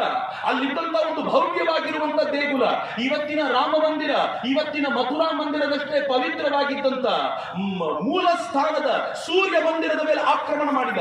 ಅನೇಕ ದಿನಗಳ ಕಾಲ ಆಕ್ರಮಣ, ಕನಿಷ್ಠ ಪಕ್ಷ 40-45 ದಿನಗಳ ಕಾಲ ಅವನ ದೇವಸ್ಥಾನವನ್ನ ಮುತ್ತಿಗೆ ಹಾಕಿ ನಿಂತ. ಕೊನೆಗೆ ಆ ದೇವಸ್ಥಾನಕ್ಕೆ ಹೋಗುವ ದಾರಿಯನ್ನ ನಮ್ಮೊಳಗೆ ಇರುವಂತ ಒಬ್ಬರು ಮೋಸ ಮಾಡಿ ತೋರಿಸಿದ ಮೇಲೆ ಒಳಗೋಗಿ ಆ ದೇವಸ್ಥಾನವನ್ನು ಧ್ವಂಸಗೊಳಿಸಿದ. ಆನಂತರ ಅಲ್ಲಿನ ಹೆಣ್ಣು ಮಕ್ಕಳ ಮಾನವವನ್ನು ಮಾಡಿದ. ಗುಲಾಮರಾಗಿ ಅಲ್ಲಿ ಜನರನ್ನು ಕರ್ಕೊಂಡು ಹೋದ. ಅಲ್ಲಿಂದಾಚೆಗೆ ನಿರಂತರವಾಗಿ ಆಕ್ರಮಣಗಳು ಹೇಗೆ ನಡೆದವು ಅಂತಂದ್ರೆ ನಾವು ಆಕ್ರಮಣಗಳನ್ನ ಸಹಿಸಿಕೊಳ್ಳಿಕ್ಕಾಗಿಲ್ಲ ರೀ ಮಿತ್ರೇ. ನಾನು ಬಹಳ ದುಃಖದಿಂದ ಹೇಳ್ತೀನಿ, ಆರಂಭದಲ್ಲಿ ಮುಸಲ್ಮಾನರ ಆಕ್ರಮಣವನ್ನ ಈ ದೇಶ ತಡ್ಕೊಳ್ಳಿಕ್ಕಾಗಲಿಲ್ಲ. ಯಾಕೆಂದ್ರೆ ಆಕ್ರಮಣ ಹೀಗಾಗಬಹುದು ಅನ್ನೋ ಪರಿಕಲ್ಪನೆಯೇ ನಮಗಿಲ್ಲ. ನಾವೆಲ್ಲ ಎಂತ ಆಕ್ರಮಣವನ್ನು ನೋಡಿದವರು. ಕೃಷ್ಣ ಬಂದು ಶಂಖವನ್ನು ಊದ್ತಾನೆ, ಊದಿದ ನಂತರ ಅರ್ಜುನ ಹೇಳ್ತಾನೆ, ಸೇನೆಯೋರ್ವಯೋರ್ ಮಧ್ಯೆ, ಎರಡೂ ಸೇನೆಗಳ ಮಧ್ಯದಲ್ಲಿ ನನ್ನನ್ನು ತಗೊಂಡೋಗಿ ನಿಲ್ಲಿಸು, ಯಾರಿದ್ದಾರೆ ನೋಡಬೇಕು ಅಂತಿದ್ದೀರಿ ಅಂತ. ಎದುರುಗಡೆ ಕೌರವರು ಬದಲು ಮುಸಲ್ಮಾನ್ ಇದ್ರೆ ಸಿಕ್ಕಿದ್ದೇ ಚಾನ್ಸ್ ಸಾಯಿಸ್ಬಿಡೋಣ ಅಂತ ಹೇಳ್ತಿದ್ರು. ಆದ್ರೆ ಕೌರವರು ಹೇಳಿದ್ರು, ಯುದ್ಧ ಇನ್ನೂ ಅನೌನ್ಸ್ ಆಗಿಲ್ಲ, ಸ್ವಲ್ಪ ಸೈಲೆಂಟ್ ಆಗಿರ್ಬೇಕು, ಏನ್ ನಡೀತಾ ಇದೆ ನೋಡೋಣ ಅಂತ. ಗೀತೆಯ ಉಪದೇಶವಾಗುವವರೆಗೂ ಕಾದಂತ ನಾಡು ಇದು. ಈ ದೇಶದ ಮೇಲೆ ಏಕಾಕಿ ಆಕ್ರಮಣ ನಡೀತಲ್ಲ, ಮುಸಲರ ಆಕ್ರಮಣ, ನಮಗದು ಅರ್ಥವೇ ಆಗಲಿಲ್ಲ ಹೇಗೆ ನಡೀತು ಅಂತ. ಆದರೆ ಕಾಲಕ್ರಮದಲ್ಲಿ ಈ ದೇಶ ಸಡ್ಡು ಹೊಡೆದು ನಿಂತು ಎಂತೆಂತವ್ರು ಬಂದ್ರು. ಒಂದ್ ಕಡೆ ಸಿಖ್ಖರು ಜಾಗೃತವಾಗಿ ನಿಂತರು. ಗುರು ಗೋವಿಂದ್ ಸಿಂಗ್ರು ಖಾಲ್ಸಾ ಪಂಥವನ್ನು ಕಟ್ಟಿದ್ರು. ಯಾವ ಪಂಥ? ಗುರು ಗೋವಿಂದ್ ಸಿಂಗ್ ಹೇಳಿದ್ರು, ಚಿಡಿಯೋ ಸೇ ಮೇ ಬಾಜ್ ಬಜಾವ, 1.25 ಲಾಖ ಸೇ ಏಕ ಲಡಾವ. ನಾನು ಗುಬ್ಬಚ್ಚಿಗಳನ್ನ ಗಿಡಗಗಳನ್ನಾಗಿ ಮಾಡ್ತೀನಿ, 1.25 ಲಕ್ಷ ಶತ್ರುಗಳೊಂದಿಗೆ ಹೋರಾಟ ಮಾಡಬಲ್ಲಂತ ಒಬ್ಬೊಬ್ಬ ಖಾಲ್ಸಾ ಪಂಥದ ತರುಣನನ್ನು ಸೃಷ್ಟಿ ಮಾಡ್ತೀನಿ ಅಂತ ಗುರು ಗೋವಿಂದ ಸಿಂಗ್ರು ಸೃಷ್ಟಿ ಮಾಡಿದ ನಂತರ ಒಂದು ಹೊಸ ಚೈತನ್ಯ ಉಂಟಾಗಿತ್ತು. ಕಂಡಲ್ಲಿ ಬಡಿಲಿಕ್ಕೆ ಶುರು ಮಾಡಿದ್ರು. ಆದರೆ ನಿಜವಾಗ್ಲೂ ಈ ದೇಶ ಕಂಡಂತ ಒಂದು ಶ್ರೇಷ್ಠ ನಾಯಕನ ರೂಪದಲ್ಲಿ ಬಂದಿದ್ದು ಶಿವಾಜಿ ಮಹಾರಾಜ. ಶಿವಾಜಿ ಮಹಾರಾಜರು ಏನ್ ಮಾಡಿದ್ರು ಗೊತ್ತಾ? ಶಿವಾಜಿ ಮಹಾರಾಜರು ಏನ್ ಮಾಡಿದ್ರು ಗೊತ್ತಾ? ಮಾವಳಿ ಪೋರರನ್ನ ಸೇರಿಸಿಕೊಂಡ್ರು. 18 ಭಿನ್ನ ಭಿನ್ನ ಜಾತಿಗಳಿಗೆ ಸೇರಿದ ಮಾವಳಿ ಪೋರರನ್ನ ಒಂದು ಮಾಡ್ಕೊಂಡು ಅವ್ರಿಗೆ ಹೇಳಿದ್ರು, ನಿನ್ನ ಜಾತಿ ಪಕ್ಕಕ್ಕಿಡು, ನೀನು ಯಾರು ಅಂತ ಕೇಳಿದ್ರೆ ಹಿಂದೂ ಅಂತ ಹೇಳುವಂತ ಹಿಂದೂ ಪಾದಶಾಹಿಯ ಮೂಲ ಬೀಜವನ್ನ ಹಾಕಿದವರು ಶಿವಾಜಿ ಮಹಾರಾಜರು. ಅಲ್ಲಿವರೆಗೂ ಮುಸಲ್ಮಾನರೊಂದಿಗೆ ಮರಾಠರು ಹೋರಾಟ ಮಾಡಿದ್ದಾರೆ, ಸಿಖ್ಖರ ಹೋರಾಟ ಮಾಡಿದ್ದಾರೆ, ಅಲ್ಲಿವರೆಗೂ ಮುಸಲ್ಮಾನರೊಂದಿಗೆ ಜಾಟರು ಹೋರಾಟ ಮಾಡಿದ್ದಾರೆ, ರಜಪೂತರು ಹೋರಾಟ ಮಾಡಿದ್ದಾರೆ, ಕನ್ನಡಿಗರು ಹೋರಾಟ ಮಾಡಿದ್ದಾರೆ. ಆದರೆ ಶಿವಾಜಿಯ ನಂತರ ಈ ದೇಶದಲ್ಲಿ ಮುಸಲರೊಂದಿಗೆ ಹೋರಾಟ ಮಾಡಿದ್ದು ಯಾರು ಅಂದ್ರೆ ಹಿಂದೂಗಳು ಎನ್ನುವಂತ ಒಂದಾಗಿರುವಂತ ಒಂದು ಸಂಘಟನೆ ಹೋರಾಟ ಮಾಡ್ತಲ್ಲ, ಆನಂತರ ಬದುಕಲಿಕ್ಕಾಗ್ಲಿಲ್ವಲ್ಲ. ಮಿತ್ರ, ಯಾವತ್ತು ಈ ದೇಶ ಒಂದಾಗಿ ಹೋರಾಟ ಮಾಡಿದೆಯೋ ಅವತ್ತು ಈ ದೇಶ ತನ್ನ ಇತಿಹಾಸವನ್ನು ಬದಲಾಯಿಸುವಂತ ಒಂದು ಅದ್ಭುತವಾಗಿರುವಂತ ಸಾಧನೆಯನ್ನು ಮೆರೆದಿದೆ. ಶಿವಾಜಿ ಮಹಾರಾಜರ ನಂತರ ಈ ದೇಶದ ಚರಿತ್ರೆ ಹೇಗೆ ಬದಲಾಯಿತು ಅಂತಂದ್ರೆ ಅದಕ್ಕೊಂದು ಹೊಸ ಸ್ವರೂಪ ಸಿಕ್ತು. ಆ ಹೊಸ ಸ್ವರೂಪವನ್ನು ತೆಗೆದುಕೊಂಡು ಈ ದೇಶ ನಿಧಾನವಾಗಿ ತನ್ನನ್ನು ಪುನರ್ ನಿರ್ಮಿಸಿಕೊಳ್ಳುವ ಹೊತ್ತಿಗೆ ಕ್ರಿಶ್ಚಿಯನ್ರು ಭಾರತವನ್ನು ಆವರಿಸಿಕೊಳ್ಳಲಿಕ್ಕೆ ಶುರು ಮಾಡಿದ್ರು. ಈ ದೇಶವನ್ನು ತುಂಡು ತುಂಡು ಮಾಡಲಿಕ್ಕೆ ಬೇಕಾಗಿರೋ ವ್ಯವಸ್ಥೆ ಮಾಡಿ ಹಿಂದೂಗಳು ಆಗ ತಾನೇ ಒಗ್ಗಟ್ಟಾಗಿದ್ದಾರಲ್ಲ, ಜಾತಿ ಹೆಸರು ಡಿವೈಡ್ ಮಾಡ್ತಾರೆ. ನಮ್ಮನ್ನು ಹೆಂಗ್ ಡಿವೈಡ್ ಮಾಡಿದ್ರು ಅಂತಂದ್ರೆ, ನಾನು ಹಿಂದೂ ಅಂತ ಮರಾಠರ ಕಾಲದಲ್ಲಿ ಹೇಳ್ಕೊಳ್ತಾ ಇದ್ದವರು ನಾನು ಲಿಂಗಾಯತ, ನಾನು ಒಕ್ಕಲಿಗ, ನಾನು ಬ್ರಾಹ್ಮಣ, ನಾನು ದಲಿತ, ನಾನು ಇದು ಅಂತ ಡಿವೈಡ್ ಆಗ್ಲಿಕ್ಕೆ ಶುರುವಾಗ್ಬಿಡ್ತಲ್ಲ. ಯಾವಾಗ ಡಿವೈಡ್ ಆಗೋ ನಮ್ಮೊಳಗೆ ಕಿತ್ತಾಟ ಶುರುವಾಯ್ತು, ಎದುರಿಗಿರೋರೆಲ್ಲ ಒಗ್ಗಟ್ಟಾದ್ರು, ನಾವು ಚೂರ್ ಆಗ್ಬಿಟ್ವಿ. ಈ ದೇಶ ಕೊನೆಗೆ ಏನಾಯ್ತು ಗೊತ್ತಾ? 1947 ಸ್ವಾತಂತ್ರ್ಯ ಬರಬೇಕಾದ್ರೆ ಹಿಂದೂಸ್ತಾನ ಪಾಕಿಸ್ತಾನ ಅಂತ 2 ಭಾಗವಾಗಿ ಡಿವೈಡ್ ಆಗುತ್ತೆ. ಯಾರಿಗೆ ಪಾಕಿಸ್ತಾನ? ಮಿತ್ರ, ಯಾವ ಮುಸಲ್ಮಾನರು ಯಾರು ಹೊರದೇಶದವರಲ್ಲ. ಇಲ್ಲಿರುವಂತ ಮುಸಲ್ಮಾನರಿಗೂ ನಾನು ಪದೇ ಹೇಳ್ತಿರ್ತೀನಿ, ನನ್ನ ಅನೇಕ ಮಿತ್ರರಿದ್ದಾರೆ, ಅವ್ರ ಜೊತೆ ಚರ್ಚೆ ನಡೆಯುವಾಗ ಹೇಳ್ತಿರ್ತೀನಿ, ಯಾರು ಹೊರಗಿನವರಲ್ಲ. ಮುಸಲ್ಮಾನರು ಈ ದೇಶಕ್ಕೆ ಹೊರಗಿನಿಂದ ಬಂದರು. ಕೆಲವರು ಅವ್ರು ಬಂದು ಇಲ್ಲಿನ ಹಿಂದೂಗಳನ್ನ ಕತ್ತಿ ತೋರಿಸಿ ಕನ್ವರ್ಟ್ ಮಾಡಿದ್ರು. ಕನ್ವರ್ಟ್ ಆದವರು ಇವತ್ತು ತಮ್ಮನ್ನು ತಾವು ಮುಸಲ್ಮಾನರು ಅಂತ ಕರ್ಕೊಂಡ್ರು. ಹೀಗೆ ಕರ್ಕೊಂಡವರು ಇಲ್ಲಿನ ಮೂಲ ಸ್ರೋತದಿಂದ ದೂರವಾಗಿ ಪಕ್ಕದಲ್ಲೊಂದು ಪಾಕಿಸ್ತಾನವನ್ನು ಪಡ್ಕೊಂಡ್ರು, ಈ ತುದಿಯಲ್ಲಿ ಒಂದು ಬಾಂಗ್ಲಾದೇಶವನ್ನು ಮಾಡಿಕೊಂಡ್ರು. ಈಗ ಈ ಭಾರತವನ್ನು ಮತ್ತೆ ಚೂರು ಮಾಡಬೇಕು ಅಂತ ಪ್ರಯತ್ನ ಪಡುವಂತ ಕೆಲವು ಮಂದಿ ಸೇರ್ಕೊಂಡಿರುವಾಗ ನನಗನ್ಸುತ್ತೆ, ನಮ್ಮದೇ ಜನರ ಹೆಂಗ್ ಮಾಡ್ಕೊಂಡಿರಲ್ಲ. ಮಿತ್ರ, ದುರ್ದೈವದ ಸಂಗತಿ ಏನ್ ಗೊತ್ತಾ? ನಾನು ಇದನ್ನು ಪೊಲಿಟಿಸೈಸ್ ಮಾಡ್ಲಿಕ್ಕೆ ಇಷ್ಟಪಡಲ್ಲ, ಆದ್ರೆ ಐತಿಹಾಸಿಕ ಸತ್ಯಗಳನ್ನು ಮುಂದೆ ಇಡಬೇಕು ಅನ್ನೋ ಕಾರಣಕ್ಕೋಸ್ಕರ ಹೇಳ್ತೀನಿ. ಬ್ರಿಟಿಷರು ಸ್ವಾತಂತ್ರ್ಯವನ್ನು ಕೊಟ್ಟು ಹೋದ್ರು ನಿಜ, ಆದ್ರೆ ಹೋಗ್ಬೇಕಾದ್ರೆ ಇಲ್ಲಿ ತಮ್ಮದ್ದೇ ಪ್ರತಿರೂಪವಾಗಿರುವಂತ ಕಾಂಗ್ರೆಸ್ ಅನ್ನು ಕೂರಿಸೋದು. ಈ ಕಾಂಗ್ರೆಸ್ನವ್ರು ಏನ್ ಮಾಡಿದ್ರು ಗೊತ್ತಾ? ಬ್ರಿಟಿಷರಿಗಿಂತ ಕೆಟ್ಟದಾಗಿ ನಡ್ಕೊಂಡ್ರು. ಇತ್ತೀಚೆಗಿನ ರಾಹುಲ್ ಗಾಂಧಿಯ ಭಾಷಣ ಕೇಳಿ, ಸಾರಿ ಯಾರಾದ್ರೂ ಕಾಂಗ್ರೆಸ್ನವರಿದ್ರೆ ನೀವು ದಯವಿಟ್ಟು ಅದನ್ನ ತಪ್ಪು ತಿಳ್ಕೊಳ್ಬೇಡಿ. ಇಲ್ಲಿ ನಾನು ಹಿಂದೂವಾದಿಯಾಗಿ ನಿಂತಿದ್ದೇನೆ ಹೊರತು ಕಾಂಗ್ರೆಸ್ ವಾದಿಯಾಗಲ್ವಾ ಅಥವಾ ಇನ್ಯಾವುದೋ ಪಕ್ಷದ ಪರವಾಗಲ್ಲ. ಆದ್ರೆ ಸುಮ್ಮನೆ ಯೋಚನೆ ಮಾಡಿ, ಪ್ರತಿ ವೇದಿಕೆಯ ಮೇಲೂ ನಿಲ್ಲುವಂತ ರಾಹುಲ್ ಗಾಂಧಿ ಜಾತಿ ಗಣತಿ ಆಗಬೇಕು ಅಂತ ಹಿಂದೂಗಳ ಜಾತಿಯನ್ನು ಒಡೆಯೋ ಪ್ರಯತ್ನ ಮಾಡ್ತಾರಲ್ಲ. ಯಾವತ್ತಾದ್ರೂ ಮುಸಲ್ಮಾನರಲ್ಲಿ ಒಂದು ಜಾತಿ ಗಣತಿ ಆಗಬೇಕು, ಅವರಲ್ಲಿ ಶೇಖಗಳು ತುಂಬಾ ಮೇಲ್ವರ್ಗದವರು, ಅವರಲ್ಲಿ ಪಸ್ಮಂಡಗಳಿದ್ದಾರೆ, ಅವರಲ್ಲಿ ಅತ್ಯಂತ ಕೆಳ ಜಾತಿಯ OBCಗಳಿದ್ದಾರೆ, ಪಿಂಜಾರಗಳಿದ್ದಾರೆ, ಬಂಜಾರಗಳಿದ್ದಾರೆ, ಅವರದ್ದು ಕೂಡ ಜಾತಿ ಗಣತಿ ಆಗಬೇಕು ಅಂತ ಹೇಳಿದ್ದೀನಿ. ಯಾವತ್ತಾದ್ರೂ ಕೇಳಿದಿರಿ?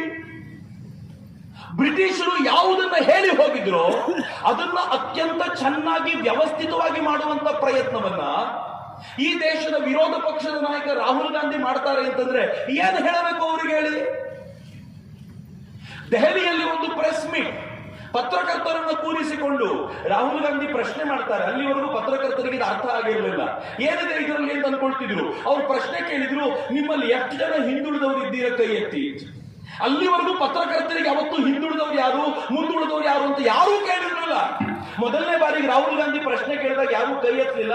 ಆಗ ರಾಹುಲ್ ಗಾಂಧಿ ಏನ್ ಹೇಳಿದ್ರು ಗೊತ್ತಾ? Video available. ಅವ್ರು ಹೇಳಿದ್ರು, ನೋಡಿ ನಿಮಗೂ ಹೆದರಿಕೆ ಇದೆ ನಿಮ್ ಜಾತಿ ಹೇಳ್ಕೊಳ್ಳಿಕ್ಕೆ. ಏನ್ ಅವಸ್ಥೆ! ಈ ದೇಶದಲ್ಲಿ ಯಾವತ್ತಾದ್ರೂ ಜಾತಿ ಹೇಳ್ಕೊಂಡು ನಮ್ಮನ್ನು ಗುರುತಿಸಿಕೊಂಡಿದೀವ? ಇವತ್ತಿನ ಕಾರ್ಯಕ್ರಮದಲ್ಲಿ ಯಾವ ಜಾತಿ ಯಾರು ಅಂತ ಕೇಳಿದ್ಯಾ? ಆದ್ರೆ ಪದೇ ಜಾತಿಯ ಬೆಂಕಿ ಗೀರುವಂತ ಪ್ರಯತ್ನ ಇದೆಯಲ್ಲ, ಇದು ಹಿಂದೂಗಳನ್ನ ಚೂರು ಚೂರು ಮಾಡಬೇಕು ಅಂತ ಪ್ರಯತ್ನ. ಇದು ಯಾರು ಬಿಟ್ಟು ಹೋಗಿದ್ದು? ಬ್ರಿಟಿಷರು ಬಿಟ್ಟು ಹೋಗಿದ್ದು.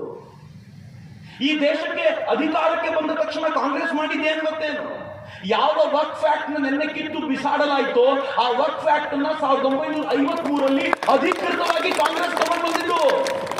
1913ರಲ್ಲಿ ಲಂಡನ್ನ ಪ್ರಿವ್ಯೂ ಕೌನ್ಸಿಲ್ ನಲ್ಲಿ 4 ಜನ ಜಡ್ಜ್ಗಳು ಏನ್ ಹೇಳಿದ್ರು ಗೊತ್ತಾ? ವಕ್ಫ್ ಅನ್ನೋದು ಶಾಶ್ವತವಾಗಿ ಕೆಟ್ಟದ್ದನ್ನ ಉಂಟು ಮಾಡುವ ಸಂಸ್ಥೆ, ಅದನ್ನ ಅಬಾಲಿಷ್ ಮಾಡಬೇಕು ಅಂತ ಲಂಡನ್ನಿನ ಪ್ರಿವ್ಯೂ ಕೌನ್ಸಿಲ್ ನಲ್ಲಿ 4 ಜಡ್ಜ್ಗಳು ಹೇಳಿದ್ರು. ಭಾರತದಲ್ಲಿ 1913ರಲ್ಲಿ ಬ್ರಿಟಿಷರು ಅದನ್ನು ಉಳಿಸಿದ್ರು, ಅವರಿಗೆ ಅಗತ್ಯ ಇತ್ತು. ಆದ್ರೆ 1953ರಲ್ಲಿ ಕಾಂಗ್ರೆಸ್ ಅದನ್ನ ಗಟ್ಟಿ ಮಾಡಿದ್ರು. ನನಗಿರೋ ಪ್ರಶ್ನೆ ಏನು ಗೊತ್ತಾ?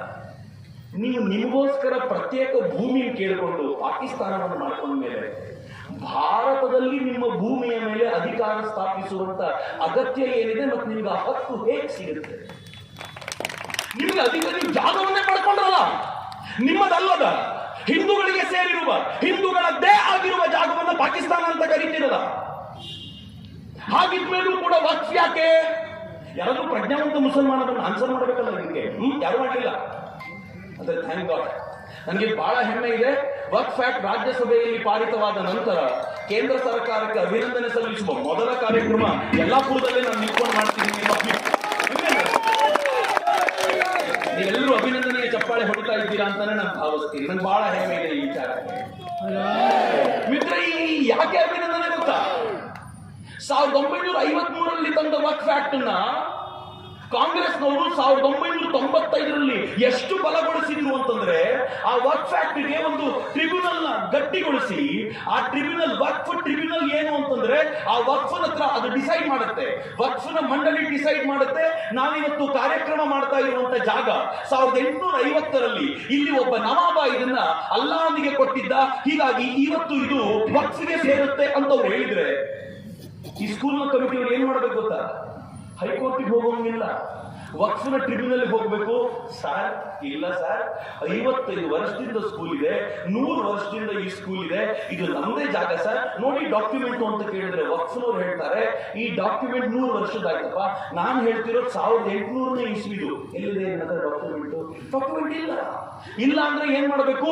ಇದು ವಕ್ಫಿಗೆ ಸೇರಿದ್ದು, ನೀನು ವಕ್ಫಿಗೆ ಇದಕ್ಕೆ ಸೇರಿದಂತೆ ಸಂಬಂಧಿಸಿದಂತೆ ನೀನು ಪ್ರತಿ ತಿಂಗಳು ವರ್ಷಕ್ಕೆ ಇಷ್ಟು ಅಂತ ಕೊಡು, ಮತ್ತು ಈ ಜಾಗವನ್ನ ಯಾರಿಗೂ ಮಾರಾಟ ಮಾಡುವಂತಿಲ್ಲ, ಅಲ್ಟಿಮೇಟ್ಲಿ ಇದು ಅಲ್ಲಾಹನಿಗೆ ಬರಬೇಕು ಅಂತ ಹೇಳಿದ್ರೆ ನೀವು ಮಾತಾಡುವಂತಿಲ್ಲ. ಯಾರ ಮುಂದೆ ಹೋಗಿ ಕೇಳಬೇಕು? ಕುರಿ ಹೋಗಿ ನನಗೆ ತೋಳದಿಂದ ಅನ್ಯಾಯವಾಗ್ತಿದೆ ಅಂತ ತೋಳದ ಹತ್ತಿರ ಯಾಯ ಕೇಳಬೇಕು ಅನ್ನುವಂತ ಸ್ಥಿತಿ ನಿರ್ಮಾಣ ಮಾಡಿದೆ. ನಿನ್ನೆ ಆದರಣೀಯ ನರೇಂದ್ರ ಮೋದಿ ಅವರ ಸರ್ಕಾರ ಏನ್ ಮಾಡಿದೆ ಗೊತ್ತಾ? ತೋಳಗಳಿಗಿರುವಂತ ಈ ಪವರ್ ಅನ್ನ ತೆಗೆದುಬಿಟ್ಟಿದೆ. ಇನ್ನು ಮುಂದೆ ತೋಳಗಳು ನ್ಯಾಯ ಮಾಡುವಂತಿಲ್ಲ. ತೋಳವು ಕುರಿಯೊಂದಿಗೆ ಬಂದು ಕಟಕಟೆಯಲ್ಲಿ ನಿಲ್ಲಬೇಕು, ಅಲ್ಲಿ ಜಡ್ಜಿ ಕೂತಿರ್ತಾರೆ, ಅವರು ಯಾರಿಗೆ ನ್ಯಾಯ ಕೊಡಬೇಕು ಅದನ್ನು ಕೊಡ್ತಾರೆ ಅಂತ ನಿನ್ನೆ ರಾಜ್ಯಸಭೆಯಲ್ಲಿ ಪಾರಿತವಾಗಿದೆ. ಮಿತ್ರ, ವಕ್ಫ್ ಆಕ್ಟ್ ಹೇಗಿತ್ತು ಅಂತಂದ್ರೆ ವಕ್ಫ್ ಬೈ ಯೂಸರ್ ಅಂತ ಒಂದು ಕಾನೂನು ಇತ್ತು. ಏನ್ ಗೊತ್ತೇನದ್ರ ಅರ್ಥ? ಯಾರಾದ್ರೂ ಒಬ್ರು ಅಥವಾ ಕಳೆದ ಕೆಲವಾರು ವರ್ಷಗಳಿಂದ ಈ ಗ್ರೌಂಡ್ ನಲ್ಲಿ ಪ್ರತಿ ವರ್ಷ ಅವರು ನಮಾಜ್ ಮಾಡ್ತಿದ್ದಾರೆ ಅಂತ ಇಟ್ಕೊಳ್ಳಿ, ಯಾವುದೋ ಒಂದು ಹಬ್ಬದಲ್ಲಿ ಪ್ರತಿ ವರ್ಷ ಮಾಡ್ತಿದ್ದಾರೆ. ಸುಮಾರು 15-20 ವರ್ಷಗಳಿಂದ ಇದನ್ನು ಮಾಡ್ತಾ ಇರೋದ್ರಿಂದ ವಕ್ಫ್ ಬೈ ಯೂಸರ್ ನ ಆಧಾರದ ಮೇಲೆ ಇದು ವಕ್ಫ್ಗೆ ಸೇರಿದ್ದು ಅಂತ ಮುಗಿದೋಯ್ತು. ನಿನ್ನೆಯಿಂದ ಇದನ್ನ ಕ್ಯಾನ್ಸಲ್ ಮಾಡಲಾಗಿದೆ. ಇನ್ನು ಮುಂದೆ ಹಂಗೆ ನಡೆಯಲ್ಲಪ್ಪ, ನೀವು ಏನ್ ಬೇಕಿದ್ರು ಮಾಡ್ಕೊಳ್ಳಿ, ನಮಾಜ್ ಆದ್ರೂ ಮಾಡ್ಕೊಳ್ಳಿ, ಬಂದಾದ್ರೂ ಹೋಗ್ತಾ ಇರಿ, ಅದು ಯಾರ ಜಾಗವೋ ಅವರದ್ದೇ ಜಾಗ, ನಿಮ್ಮದ್ದಲ್ಲ ಅಂತ ಬಹಳ ಧೈರ್ಯವಾಗಿ ನಿನ್ನೆ ಹೇಳಲಿಕ್ಕಾಗಿದೆ. ಮಿತ್ರ, ಇಷ್ಟೇ ಅಲ್ಲ, ವಕ್ಫ್ನ ಮನಮಾನಿ ಹೇಗಿತ್ತು ಅಂತಂದ್ರೆ ಸರ್ಕಾರಿ ಜಾಗವನ್ನು ತೋರಿಸಿ ಈ ಜಾಗ ನನಗೆ ಸೇರಿದ್ದು ಅಂತ ಹೇಳ್ಬೋದಾಗಿರುವಂತ ವ್ಯವಸ್ಥೆ ಇತ್ತು. ಸರ್ಕಾರ ಹೇಳ್ತು ಇನ್ನು ಮುಂದೆ ಸರ್ಕಾರಿ ಜಾಗವನ್ನ ಕಬಳಿಸುವ ಅಧಿಕಾರ ವಕ್ಫ್ಗೆ ಇಲ್ಲ. End the end. ನಿಮ್ಗೆ ಆಶ್ಚರ್ಯ ಆಗುತ್ತೆ ವಕ್ಫ್ನ ತಾಕತ್ ಹೇಗಿತ್ತು ಅಂತಂದ್ರೆ, ಗುಜರಾತಿನ ಬೇಟ್ ದ್ವಾರಕಾದಲ್ಲಿ, ಕೃಷ್ಣನಿಗೆ ಸಂಬಂಧಪಟ್ಟ ದ್ವಾರಕಾದಲ್ಲಿ, ಬೇಟ್ ದ್ವಾರಕಾದಲ್ಲಿ 2 ದ್ವೀಪಗಳು ನನಗೆ ಸೇರಿದ್ದು ಅಂತ ವಕ್ಫ್ ಹೇಳಿತ್ತು. 2 ದ್ವೀಪಗಳು ಕೃಷ್ಣನಿಗೆ ಸೇರಿದ ದ್ವೀಪ ತನಗೆ ಸೇರಿತ್ತು ಅಂತ ಹೇಳಿತ್ತು. ಜಡ್ಜ್ ಸಾಹೇಬರು ಗಾಬರಿಯಾಗಿ ಹೇಳಿದ್ರು ಕೋರ್ಟಿಗೆ ಹೋದಾಗ, ಏನ್ ತಲೆಗೆಲ್ಲ ಕೆಟ್ಟಿದ್ಯೇನ್ರಿ, ಕೃಷ್ಣ ನಗರಿ ನಿಮ್ದೇನ್ರಿ ಆಗುತ್ತೆ, ಹೋಗಿ ಇದು ಸಾಧ್ಯ ಇಲ್ಲ ಅಂತ ಬೈದು ಕಳಿಸಿದ್ರು. ಮಿತ್ರ, ನಿಮ್ಗೆ ಆಶ್ಚರ್ಯ ಆಗುತ್ತೆ, ಯಾವ ಮಹಾಕುಂಭ ನಡೆದಿತ್ತು. ನದಿಯ ನೀರು ಇಳಿದಾಗ ಎಲ್ಲಿ ನೀರು ಕಡಿಮೆ ಇರುತ್ತೋ ಆ ಜಾಗದಲ್ಲಿ ಹಾಕ್ತಾರಲ್ಲ ಪೆಂಡಾಲು. ಒಬ್ಬ ಮೌಲ್ವಿ ಬಂದು ಹೇಳಿದ, ಈ ಪೆಂಡಾಲ್ ನೀವೆಲ್ಲ ಹಾಕಿದ್ದೀರೋ ಇದು ವಕ್ಫೆ ಸೇರಿದ್ದು. ಅಬ್ಬಾ, ನೀರು ನಿಲ್ಲುವ ಜಾಗ. ಯೋಗಿ ಆದಿತ್ಯನಾಥ್ ನನ್ನ ಹೇಳಿದ್ರು, ಮಹಾಕುಂಭ ಜಾಗ ತಗೊಳಕ್ ಬಂದ್ರ ವಕ್ಫೆ ಹೋಗ್ತೀನಿ. ಮಿತ್ರ, ನಿನ್ನೆ ತೆಗೆದುಕೊಂಡಿರುವ ಈ ನಿರ್ಣಯದ ಮುಂಚೆ ತುಂಬಾ ಜನ ಬಾಬಾ ಸಾಹೇಬ್ ಅಂಬೇಡ್ಕರ್ ಸಂವಿಧಾನವನ್ನು ಕೈಯಲ್ಲಿ ಹಿಡ್ಕೊಂಡು ತೋರಿಸ್ತಿರ್ತಾರಲ್ಲ, ಏನ್ ಹೇಳಿದ್ರು ಗೊತ್ತಾ? ಸದನದಲ್ಲಿ, ಸಂಸತ್ನಲ್ಲಿ ಮಾತನಾಡ್ತಾ ಒಬ್ಬ ಸಂಸದ ಎದ್ದಿದ್ಕೊಂಡು ಹೇಳ್ತಾನೆ, ನಾವು ಮುಸಲ್ಮಾನರು ನೀವು ತರುವಂತ ಈ ಕಾನೂನನ್ನ ಒಪ್ಪಿಕೊಳ್ಳೋದಿಲ್ಲ. ಶಭಾಷ್! ಸಂಸತ್ತಿನಲ್ಲಿ ಕುಳಿತುಕೊಂಡು ನಮ್ಮ ಪ್ರತಿನಿಧಿಗಳು ಯಾವುದನ್ನ ನಿರ್ಣಯ ಅಂತ ಕರೀತಾರೋ ಅದನ್ನ ಒಪ್ಪಿಕೊಳ್ಳೋದಿಲ್ಲ ಅಂತ ಹೇಳುವಷ್ಟು ದಾರ್ಢ್ಯ. ಇದುವರೆಗೂ ನಾವು ಯಾವತ್ತಾದ್ರೂ ಒಂದು ದಿನ ನೀವು ಗೋಹತ್ಯಾ ನಿಷೇಧ ಏನ್ ತಂದಿದ್ದೀರೋ ಅದನ್ನು ವಾಪಸ್ ತಗೊಳ್ತಾ ಇದ್ದೀರಲ್ಲ, ನಾವಿದನ್ನು ಒಪ್ಕೊಳ್ಳೋದಿಲ್ಲ ಅಂತ ಹೇಳಲಿಲ್ಲ. ಆದ್ರೆ ಇವ್ರು ಹೇಳ್ತಾರೆ ನಾವು ವಕ್ಫ್ ಆಕ್ಟ್ ನಾವು ಒಪ್ಕೊಳ್ಳೋದಿಲ್ಲ ಅಂತ. ನಂಗೆ ಬಹಳ ಹೆಮ್ಮೆ ಇದೆ. ನಾನು ಅಷ್ಟು ವಿಡಿಯೋ ನೋಡಿದ್ದೀನಿ ಅಥವಾ ಅಷ್ಟು ಡಿಬೇಟ್ ನೋಡಿದ್ದೀನಿ. ಅಮಿತ್ ಶಾ ಎದ್ದು ನಿಂತ್ಕೊಂಡು ಹೇಳಿದ್ರು, ಸಂಸತ್ತಿನ ಕಾನೂನನ್ನ ಒಪ್ಪಿಕೊಳ್ಳಲ್ಲ ಅಂತ ಹೇಳುವ ಅಧಿಕಾರ ಯಾರಿಗೂ ಇಲ್ಲ ಅಂತ ಹೇಳಿದ ನಂತರ ಬಾಯಿ ಮುಚ್ಕೊಂಡು ಕೂತ್ಕೊಳ್ಬೇಕಾದ ಪರಿಸ್ಥಿತಿ ನಿರ್ಮಾಣ ಆಯ್ತಲ್ಲ. ಮಿತ್ರ, ನಾವು ಇಷ್ಟು ಕಷ್ಟಪಡಬೇಕಾ ಈ ದೇಶದಲ್ಲಿ ಒಂದು ಕಾನೂನು ತರಲಿಕ್ಕೆ? ಈ ಕಾನೂನು ತರಬೇಕಾದ್ರೆ ಏನ್ ಹೇಳಲಾಗಿತ್ತು ಗೊತ್ತಾ? ನನಗೆ ಯಾಕೆ ಈ ಆಕ್ರೋಶ ಅಂದ್ರೆ ಈ ಕಾರಣಕ್ಕೆ. ಈ ಕಾನೂನು ತರಬೇಕಾದ್ರೆ ಏನ್ ಹೇಳಿದ್ರು ಅಂತಂದ್ರೆ, ನೀವೇನಾದ್ರೂ ಈ ಕಾನೂನನ್ನ ಅಮೆಂಡ್ ಮಾಡಿದ್ರೆ ನಾವು ಬೀದಿಯಲ್ಲಿ ನಿರ್ಣಯ ಮಾಡ್ತೀವಿ. ಬೀದಿಯಲ್ಲಿ ನಿರ್ಣಯ ಮಾಡ್ತೀವಿ ಅಂದ್ರೆ ಏನು? ಬೀದಿಗಳಲ್ಲಿ ಮೆರವಣಿಗೆ ಹೋಗ್ತೀವಿ, ಕಲ್ಲೆಸಿತೀವಿ, ಹೊಡಿತೀವಿ ಅಂತ ತಾನೇ. ಇದು ಸಂವಿಧಾನಿಕವಾದ, ಇದು ಸಂವಿಧಾನಬದ್ಧವಾಗಿರುವಂತ ಸಂಗತಿಯ. ಈ ಪ್ರಶ್ನೆ ನಾವು ಯಾರು ಕೇಳಲಿಲ್ಲ ಅಂತಂದ್ರೆ ಮಿತ್ರರೇ, ಈ ದೇಶ ಹೀಗೆ ಹೋಗ್ಬಿಡತ್ರಿ. ಮಿತ್ರ, ಯಾರೋ ಒಬ್ರು ಸರಿಯಾಗಿರುವಂತ ಜನ ಮೇಲ್ ಕೂತಿದ್ದಾರೆ ಅನ್ನೋ ಕಾರಣಕ್ಕೋಸ್ಕರ ನಡೆಯುತ್ತೆ. ಅಕಸ್ಮಾತ್ ಅಂತವ್ರು ಮೇಲಿಲ್ಲದೆ ಸ್ವಲ್ಪ ತುಷ್ಟೀಕರಣ ಮಾಡುವಂತ ಬಂದು ಕೂತಿದ್ರೆ ನಮ್ಮ ಕತೆ ಏನಾಗಿರ್ತಿತ್ತು ಅಂತ ಊಹಿಸಿದ್ದೀರಾ? ವಕ್ಫ್ಗೆ ಸೇರಿರುವಂತ ಆಸ್ತಿ ನನಗೂ ಗಾಬರಿ. ಅಲ್ಲಿವರೆಗೂ ನಾನು 9.5 ಲಕ್ಷ ಎಕರೆ ಅಂತ ಭಾವಿಸಿಕೊಂಡಿದ್ದೆ. ನಿನ್ನೆ ಗೃಹ ಸಚಿವರು ಹೇಳಿದ್ರು, ಕೇಂದ್ರ ಗೃಹ ಸಚಿವರು ಹೇಳಿದ್ರು, ವಕ್ಫ್ಗೆ ಸೇರಿರುವ ಒಟ್ಟು ಆಸ್ತಿ ಹೆಚ್ಚು ಕಡಿಮೆ 40 ಲಕ್ಷ ಎಕರೆ ಇದೆ. ಈ 40 ಲಕ್ಷ ಎಕರೆ ಯಾವಾಗ ಗೊತ್ತಾ? 2013ರಲ್ಲಿ ಕಾಂಗ್ರೆಸ್ನವರು ಒಂದು ನಿರ್ಣಯವನ್ನು ತೆಗೆದುಕೊಂಡು ಬಂದು ವಕ್ಫ್ಗೆ ಫ್ರೀಡಮ್ ಕೊಟ್ಟ ನಂತರ ಹೆಚ್ಚು ಕಡಿಮೆ 20-25 ಲಕ್ಷ ಎಕರೆ ಆಸ್ತಿಯನ್ನ ಕಳೆದ 10 ವರ್ಷಗಳಲ್ಲಿ ಮಾಡಿಕೊಂಡಿದ್ದಾರೆ. 25 ಲಕ್ಷ ಎಕರೆ. ನನಗಿದು ನೋಡಿ ಗಾಬರಿ ಆಯ್ತು. ಈ ರಿಪೋರ್ಟ್ ಅನ್ನು ಕೇಳಿ ಗಾಬರಿ ಆಗ್ತಿದೆ. ಎಷ್ಟು ಜಮೀನನ್ನ ಈ ದೇಶದ ಬಡವರ, ಜನಸಾಮಾನ್ಯರ, ಮುಸಲ್ಮಾನರ ಜಮೀನನ್ನು ಕೂಡ ವಕ್ಫ್ ಅಂತ ಹೇಳುವಂತ ಒಂದು ಮಂಡಳಿ ತಾನು ಕಿತ್ಕೊಂಡು ತನ್ನದ್ದೇ ಆಗಿರುವಂತ ಕೆಲವು ಮಂದಿಗಳಿಗೆ ಅದರ ಲಾಭವನ್ನು ಕೊಡೋ ಪ್ರಯತ್ನ ಮಾಡ್ತಿದ್ರಲ್ಲ. ಆದರಣೀಯ ನರೇಂದ್ರ ಮೋದಿ ಮತ್ತು ಅವರ ಸರ್ಕಾರ ಎಂತ ಅದ್ಭುತ ಸಾಧನೆ ಮಾಡಿದೆ ಅಂತಂದ್ರೆ, ಬರೀ ಹಿಂದೂಗಳಿಗೆ ಮಾತ್ರ ಅಲ್ಲ, ನೊಂದ ಮುಸಲ್ಮಾನರಿಗೂ ಕೂಡ ಕಣ್ಣೀರೊರೆಸುವಂತ ಪ್ರಯತ್ನವನ್ನು ಮಾಡಿದೆ ಅಂತ ಯಾರಾದ್ರೂ ಮುಸಲ್ಮಾನರಿಗೆ ಕೇಳ್ಕೊಳ್ಬೇಕು ಈ ಮಾತನ್ನ. ವಕ್ಫ್ನ ವಿರುದ್ಧ ಕೋರ್ಟ್ ನಲ್ಲಿ 40,000 ಕೇಸುಗಳು ನಡೀತಾ ಇವೆ. ಅದರಲ್ಲಿ 10,000 ಕೇಸುಗಳು ಮುಸಲ್ಮಾನರದ್ದೇ. ಕಾಲು ಭಾಗದ ಕೇಸುಗಳನ್ನು ಮುಸಲ್ಮಾನರೇ ಹಾಕಿದ್ದಾರೆ. ಇವರು ಅವ್ಯವಹಾರ ಮಾಡ್ತಿದ್ದಾರೆ, ಇವರು ಮೋಸ ಮಾಡ್ತಿದ್ದಾರೆ, ಇವರು ಭ್ರಷ್ಟರು ಅಂತ ಮುಸಲ್ಮಾನರಿಗೆ ಕೇಸ್ ಹಾಕಿ ನಡೆಸುವಂತ ಒಂದು ವಾತಾವರಣ ಇದೆಯಲ್ಲ, ಇದು ಹೊಸ ಭಾರತ ಈ ಪರಿಸ್ಥಿತಿ ತಂದಿಟ್ಕೊಂಡು. ಆದ್ರೆ ಕಾಂಗ್ರೆಸ್ ಇಲ್ಲಿಗೆ ನಿಲ್ಲಿಲ್ಲ. ನಾನು ಒಂದು ಆಕ್ಟಿವ್ ಇಷ್ಟೊತ್ತು ಮಾತನಾಡಿದೆ. 1990ರಲ್ಲಿ 90ರ ದಶಕದಲ್ಲಿ ಈ ದೇಶದ ಜನ ಒಟ್ಟಾಗಿ ರಾಮ ಮಂದಿರದ ಪುನರ್ ನಿರ್ಮಾಣ ಆಗಬೇಕು ಅಂತ ಹಠ ಹಿಡಿದು ಅಲ್ಲಿಗೆ ಹೋಗಿ ಅಲ್ಲಿದ್ದಂತ ಆ ಕಟ್ಟಡದ ಮತ್ತೊಂದು ಕಟ್ಟಡವನ್ನ ಅಲ್ಲಿ ಉರುಳಿಸಿದ್ರಲ್ಲ. ಉರುಳಿಸಿದ ಮರುಕ್ಷಣ ಕಾಂಗ್ರೆಸ್ ಒಂದು ಕಾನೂನು ತಗೊಂಡು ಬಂದಿತ್ತು. ಯಾವ್ದು ಗೊತ್ತೇನು? ಪ್ಲೇಸಸ್ ಆಫ್ ವರ್ಷಿಪ್ ಆಕ್ಟ್ ಅಂತ. ಪ್ಲೇಸಸ್ ಆಫ್ ವರ್ಷಿಪ್ ಆಕ್ಟ್ ಅಂದ್ರೆ ಏನ್ ಗೊತ್ತಾ? 1947ರಲ್ಲಿ ಈ ದೇಶ ಸ್ವಾತಂತ್ರ್ಯ ಪಡೆಯುವಾಗ ಯಾವ್ಯಾವ ಕಟ್ಟಡ ಏನೇನ್ ಆಗಿತ್ತೋ ಅದನ್ನೇ ಇರಬೇಕು, ಅದನ್ನ ಇನ್ನು ಮುಂದೆ ಬದಲಾಯಿಸುವಂತಿಲ್ಲ ಅಂತ ಕಾನೂನು ತಗೊಂಡು ಬಂದ್ಬಿಟ್ರು. ಅದರ ಅರ್ಥ ಏನ್ ಗೊತ್ತಾ? ರಾಮ ಮಂದಿರ ಒಂದು ಓಕೆ, ಅದು ಬಿಟ್ರೆ ಇನ್ನು ಮುಂದೆ ಮಥುರಾ ಕೇಳುವಂತಿಲ್ಲ, ಇನ್ನು ಮುಂದೆ ಕಾಶಿಯ ವಿಶ್ವನಾಥ ಮಂದಿರ ಕೇಳುವಂತಿಲ್ಲ. ಈ ದೇಶದ 40,000 ಮಂದಿರಗಳನ್ನ ಕೆಡವಿ ಅದರ ಅವಶೇಷಗಳಿಂದ ನೀವೇನ್ ನಿಮ್ಮ ಕಟ್ಟಡ ಕಟ್ಕೊಂಡಿದ್ದೀರಾ ಅದನ್ನು ಯಾರೂ ಪ್ರಶ್ನಿಸುವಂತಿಲ್ಲ ಅಂತ 1947ರಿಂದ ಆಚೆಗಿರೋದು ಎಲ್ಲವನ್ನೂ ಲೆಜಿಟಿಮೈಸ್ ಮಾಡಿಬಿಡ್ತಲ್ಲ ಕಾಂಗ್ರೆಸ್. ಮಿತ್ರ, ಎಂತ ಸ್ಥಿತಿ ಮಿತ್ರ. ಕಾಂಗ್ರೆಸ್ ಏನ್ ಮಾಡ್ತು ಗೊತ್ತಾ? ಆರ್ಟಿಕಲ್ 370 ಬಾಬಾ ಸಾಹೇಬ್ ಅಂಬೇಡ್ಕರ್ ಇಚ್ಛೆಯ ವಿರುದ್ಧವಾಗಿ ತಗೊಂಡು ಬಂತು. ನನಗೆ ಬಹಳ ಹೆಮ್ಮೆ ಇದೆ. ಯಾವ 370ಯ ಕುರಿತಂತೆ ಭಾಷಣ ಅಷ್ಟೇ ಮಾಡಬಹುದು, ಆ ಜೀವಮಾನದಲ್ಲಿ ಹೋಗೋದಿಲ್ಲ ಅಂತ ಅನ್ಕೊಂಡಿದ್ನೋ, ಆ 370ಯು ನನ್ನ ಕಾಲಘಟ್ಟದಲ್ಲೇ ಹೋಗಿರೋದು ನನ್ನ ಜೀವಮಾನದ ಭಾಗ್ಯ ಅಂತ ನಾನು ಭಾವಿಸ್ತೀನಿ. ನಾನು ಚಿಕ್ಕನ್ನಲ್ಲಿರುವಾಗ, ಅಫ್ಕೋರ್ಸ್ ಚಿಕ್ಕನ್ನಲ್ಲೇನು, ನಾನು 12th ಸ್ಟ್ಯಾಂಡರ್ಡ್ ಓದುವವರೆಗೂ ಇದೇ ಭಾರತ ಮಾತೆಯ ಚಿತ್ರ, ಇದು ರಾಷ್ಟ್ರೀಯ ಸ್ವಯಂ ಸೇವಕರ ಸಂಘದ ಚಿತ್ರ. ಈ ಚಿತ್ರದ ಭಾರತ ಮಾತೆಯ ತಲೆ ಹಿಂದೆ ಒಂದು ಪ್ರಭಾವಳಿ ಇದೆಯಲ್ಲ, ಈ ಪ್ರಭಾವಳಿ ಹೀಗಿರ್ತಿರ್ಲಿಲ್ಲ, ಬೆಂಕಿ ಇರ್ತಿತ್ತು ಅಲ್ಲಿ. ಬಹುಶಃ ಆಗ ಸರಸಂಚಾಲಕರಾಗಿದ್ದವರು ಸುದರ್ಶನ್ ಜಿ ಅನ್ಸತ್ತೆ. ಅವರು ಒಂದಿನ ಹೇಳಿದ್ರು, ಈ ಬೆಂಕಿ ತೆಗಿರಿ, ಈ ಬೆಂಕಿ ಇರೋದ್ರಿಂದಲೇ ಕಾಶ್ಮೀರ ಹೊತ್ತು ಉರಿತಾ ಇರೋದು, ಅದನ್ನು ತೆಗೆದು ಪ್ರಭಾವಳಿ ಸೌಮ್ಯವಾಗಿರೋದನ್ನ ಮಾಡಿ ಕಾಶ್ಮೀರ ಚೆನ್ನಾಗಿರುತ್ತೆ ಅಂತ ಹೇಳಿದ್ರು. ಹಂಗೆ ಹೇಳಿದಾಗ ನಾನು ಅನ್ಕೊಂಡಿದ್ದೆ, ಇವರಿಗೆಲ್ಲ ಏನಾಗಿದ್ಯಪ್ಪ, ಹೀಗೆ ಮಾಡೋದ್ರಿಂದ ಸರಿ ಹೋಗುತ್ತಾ ಅಂತ.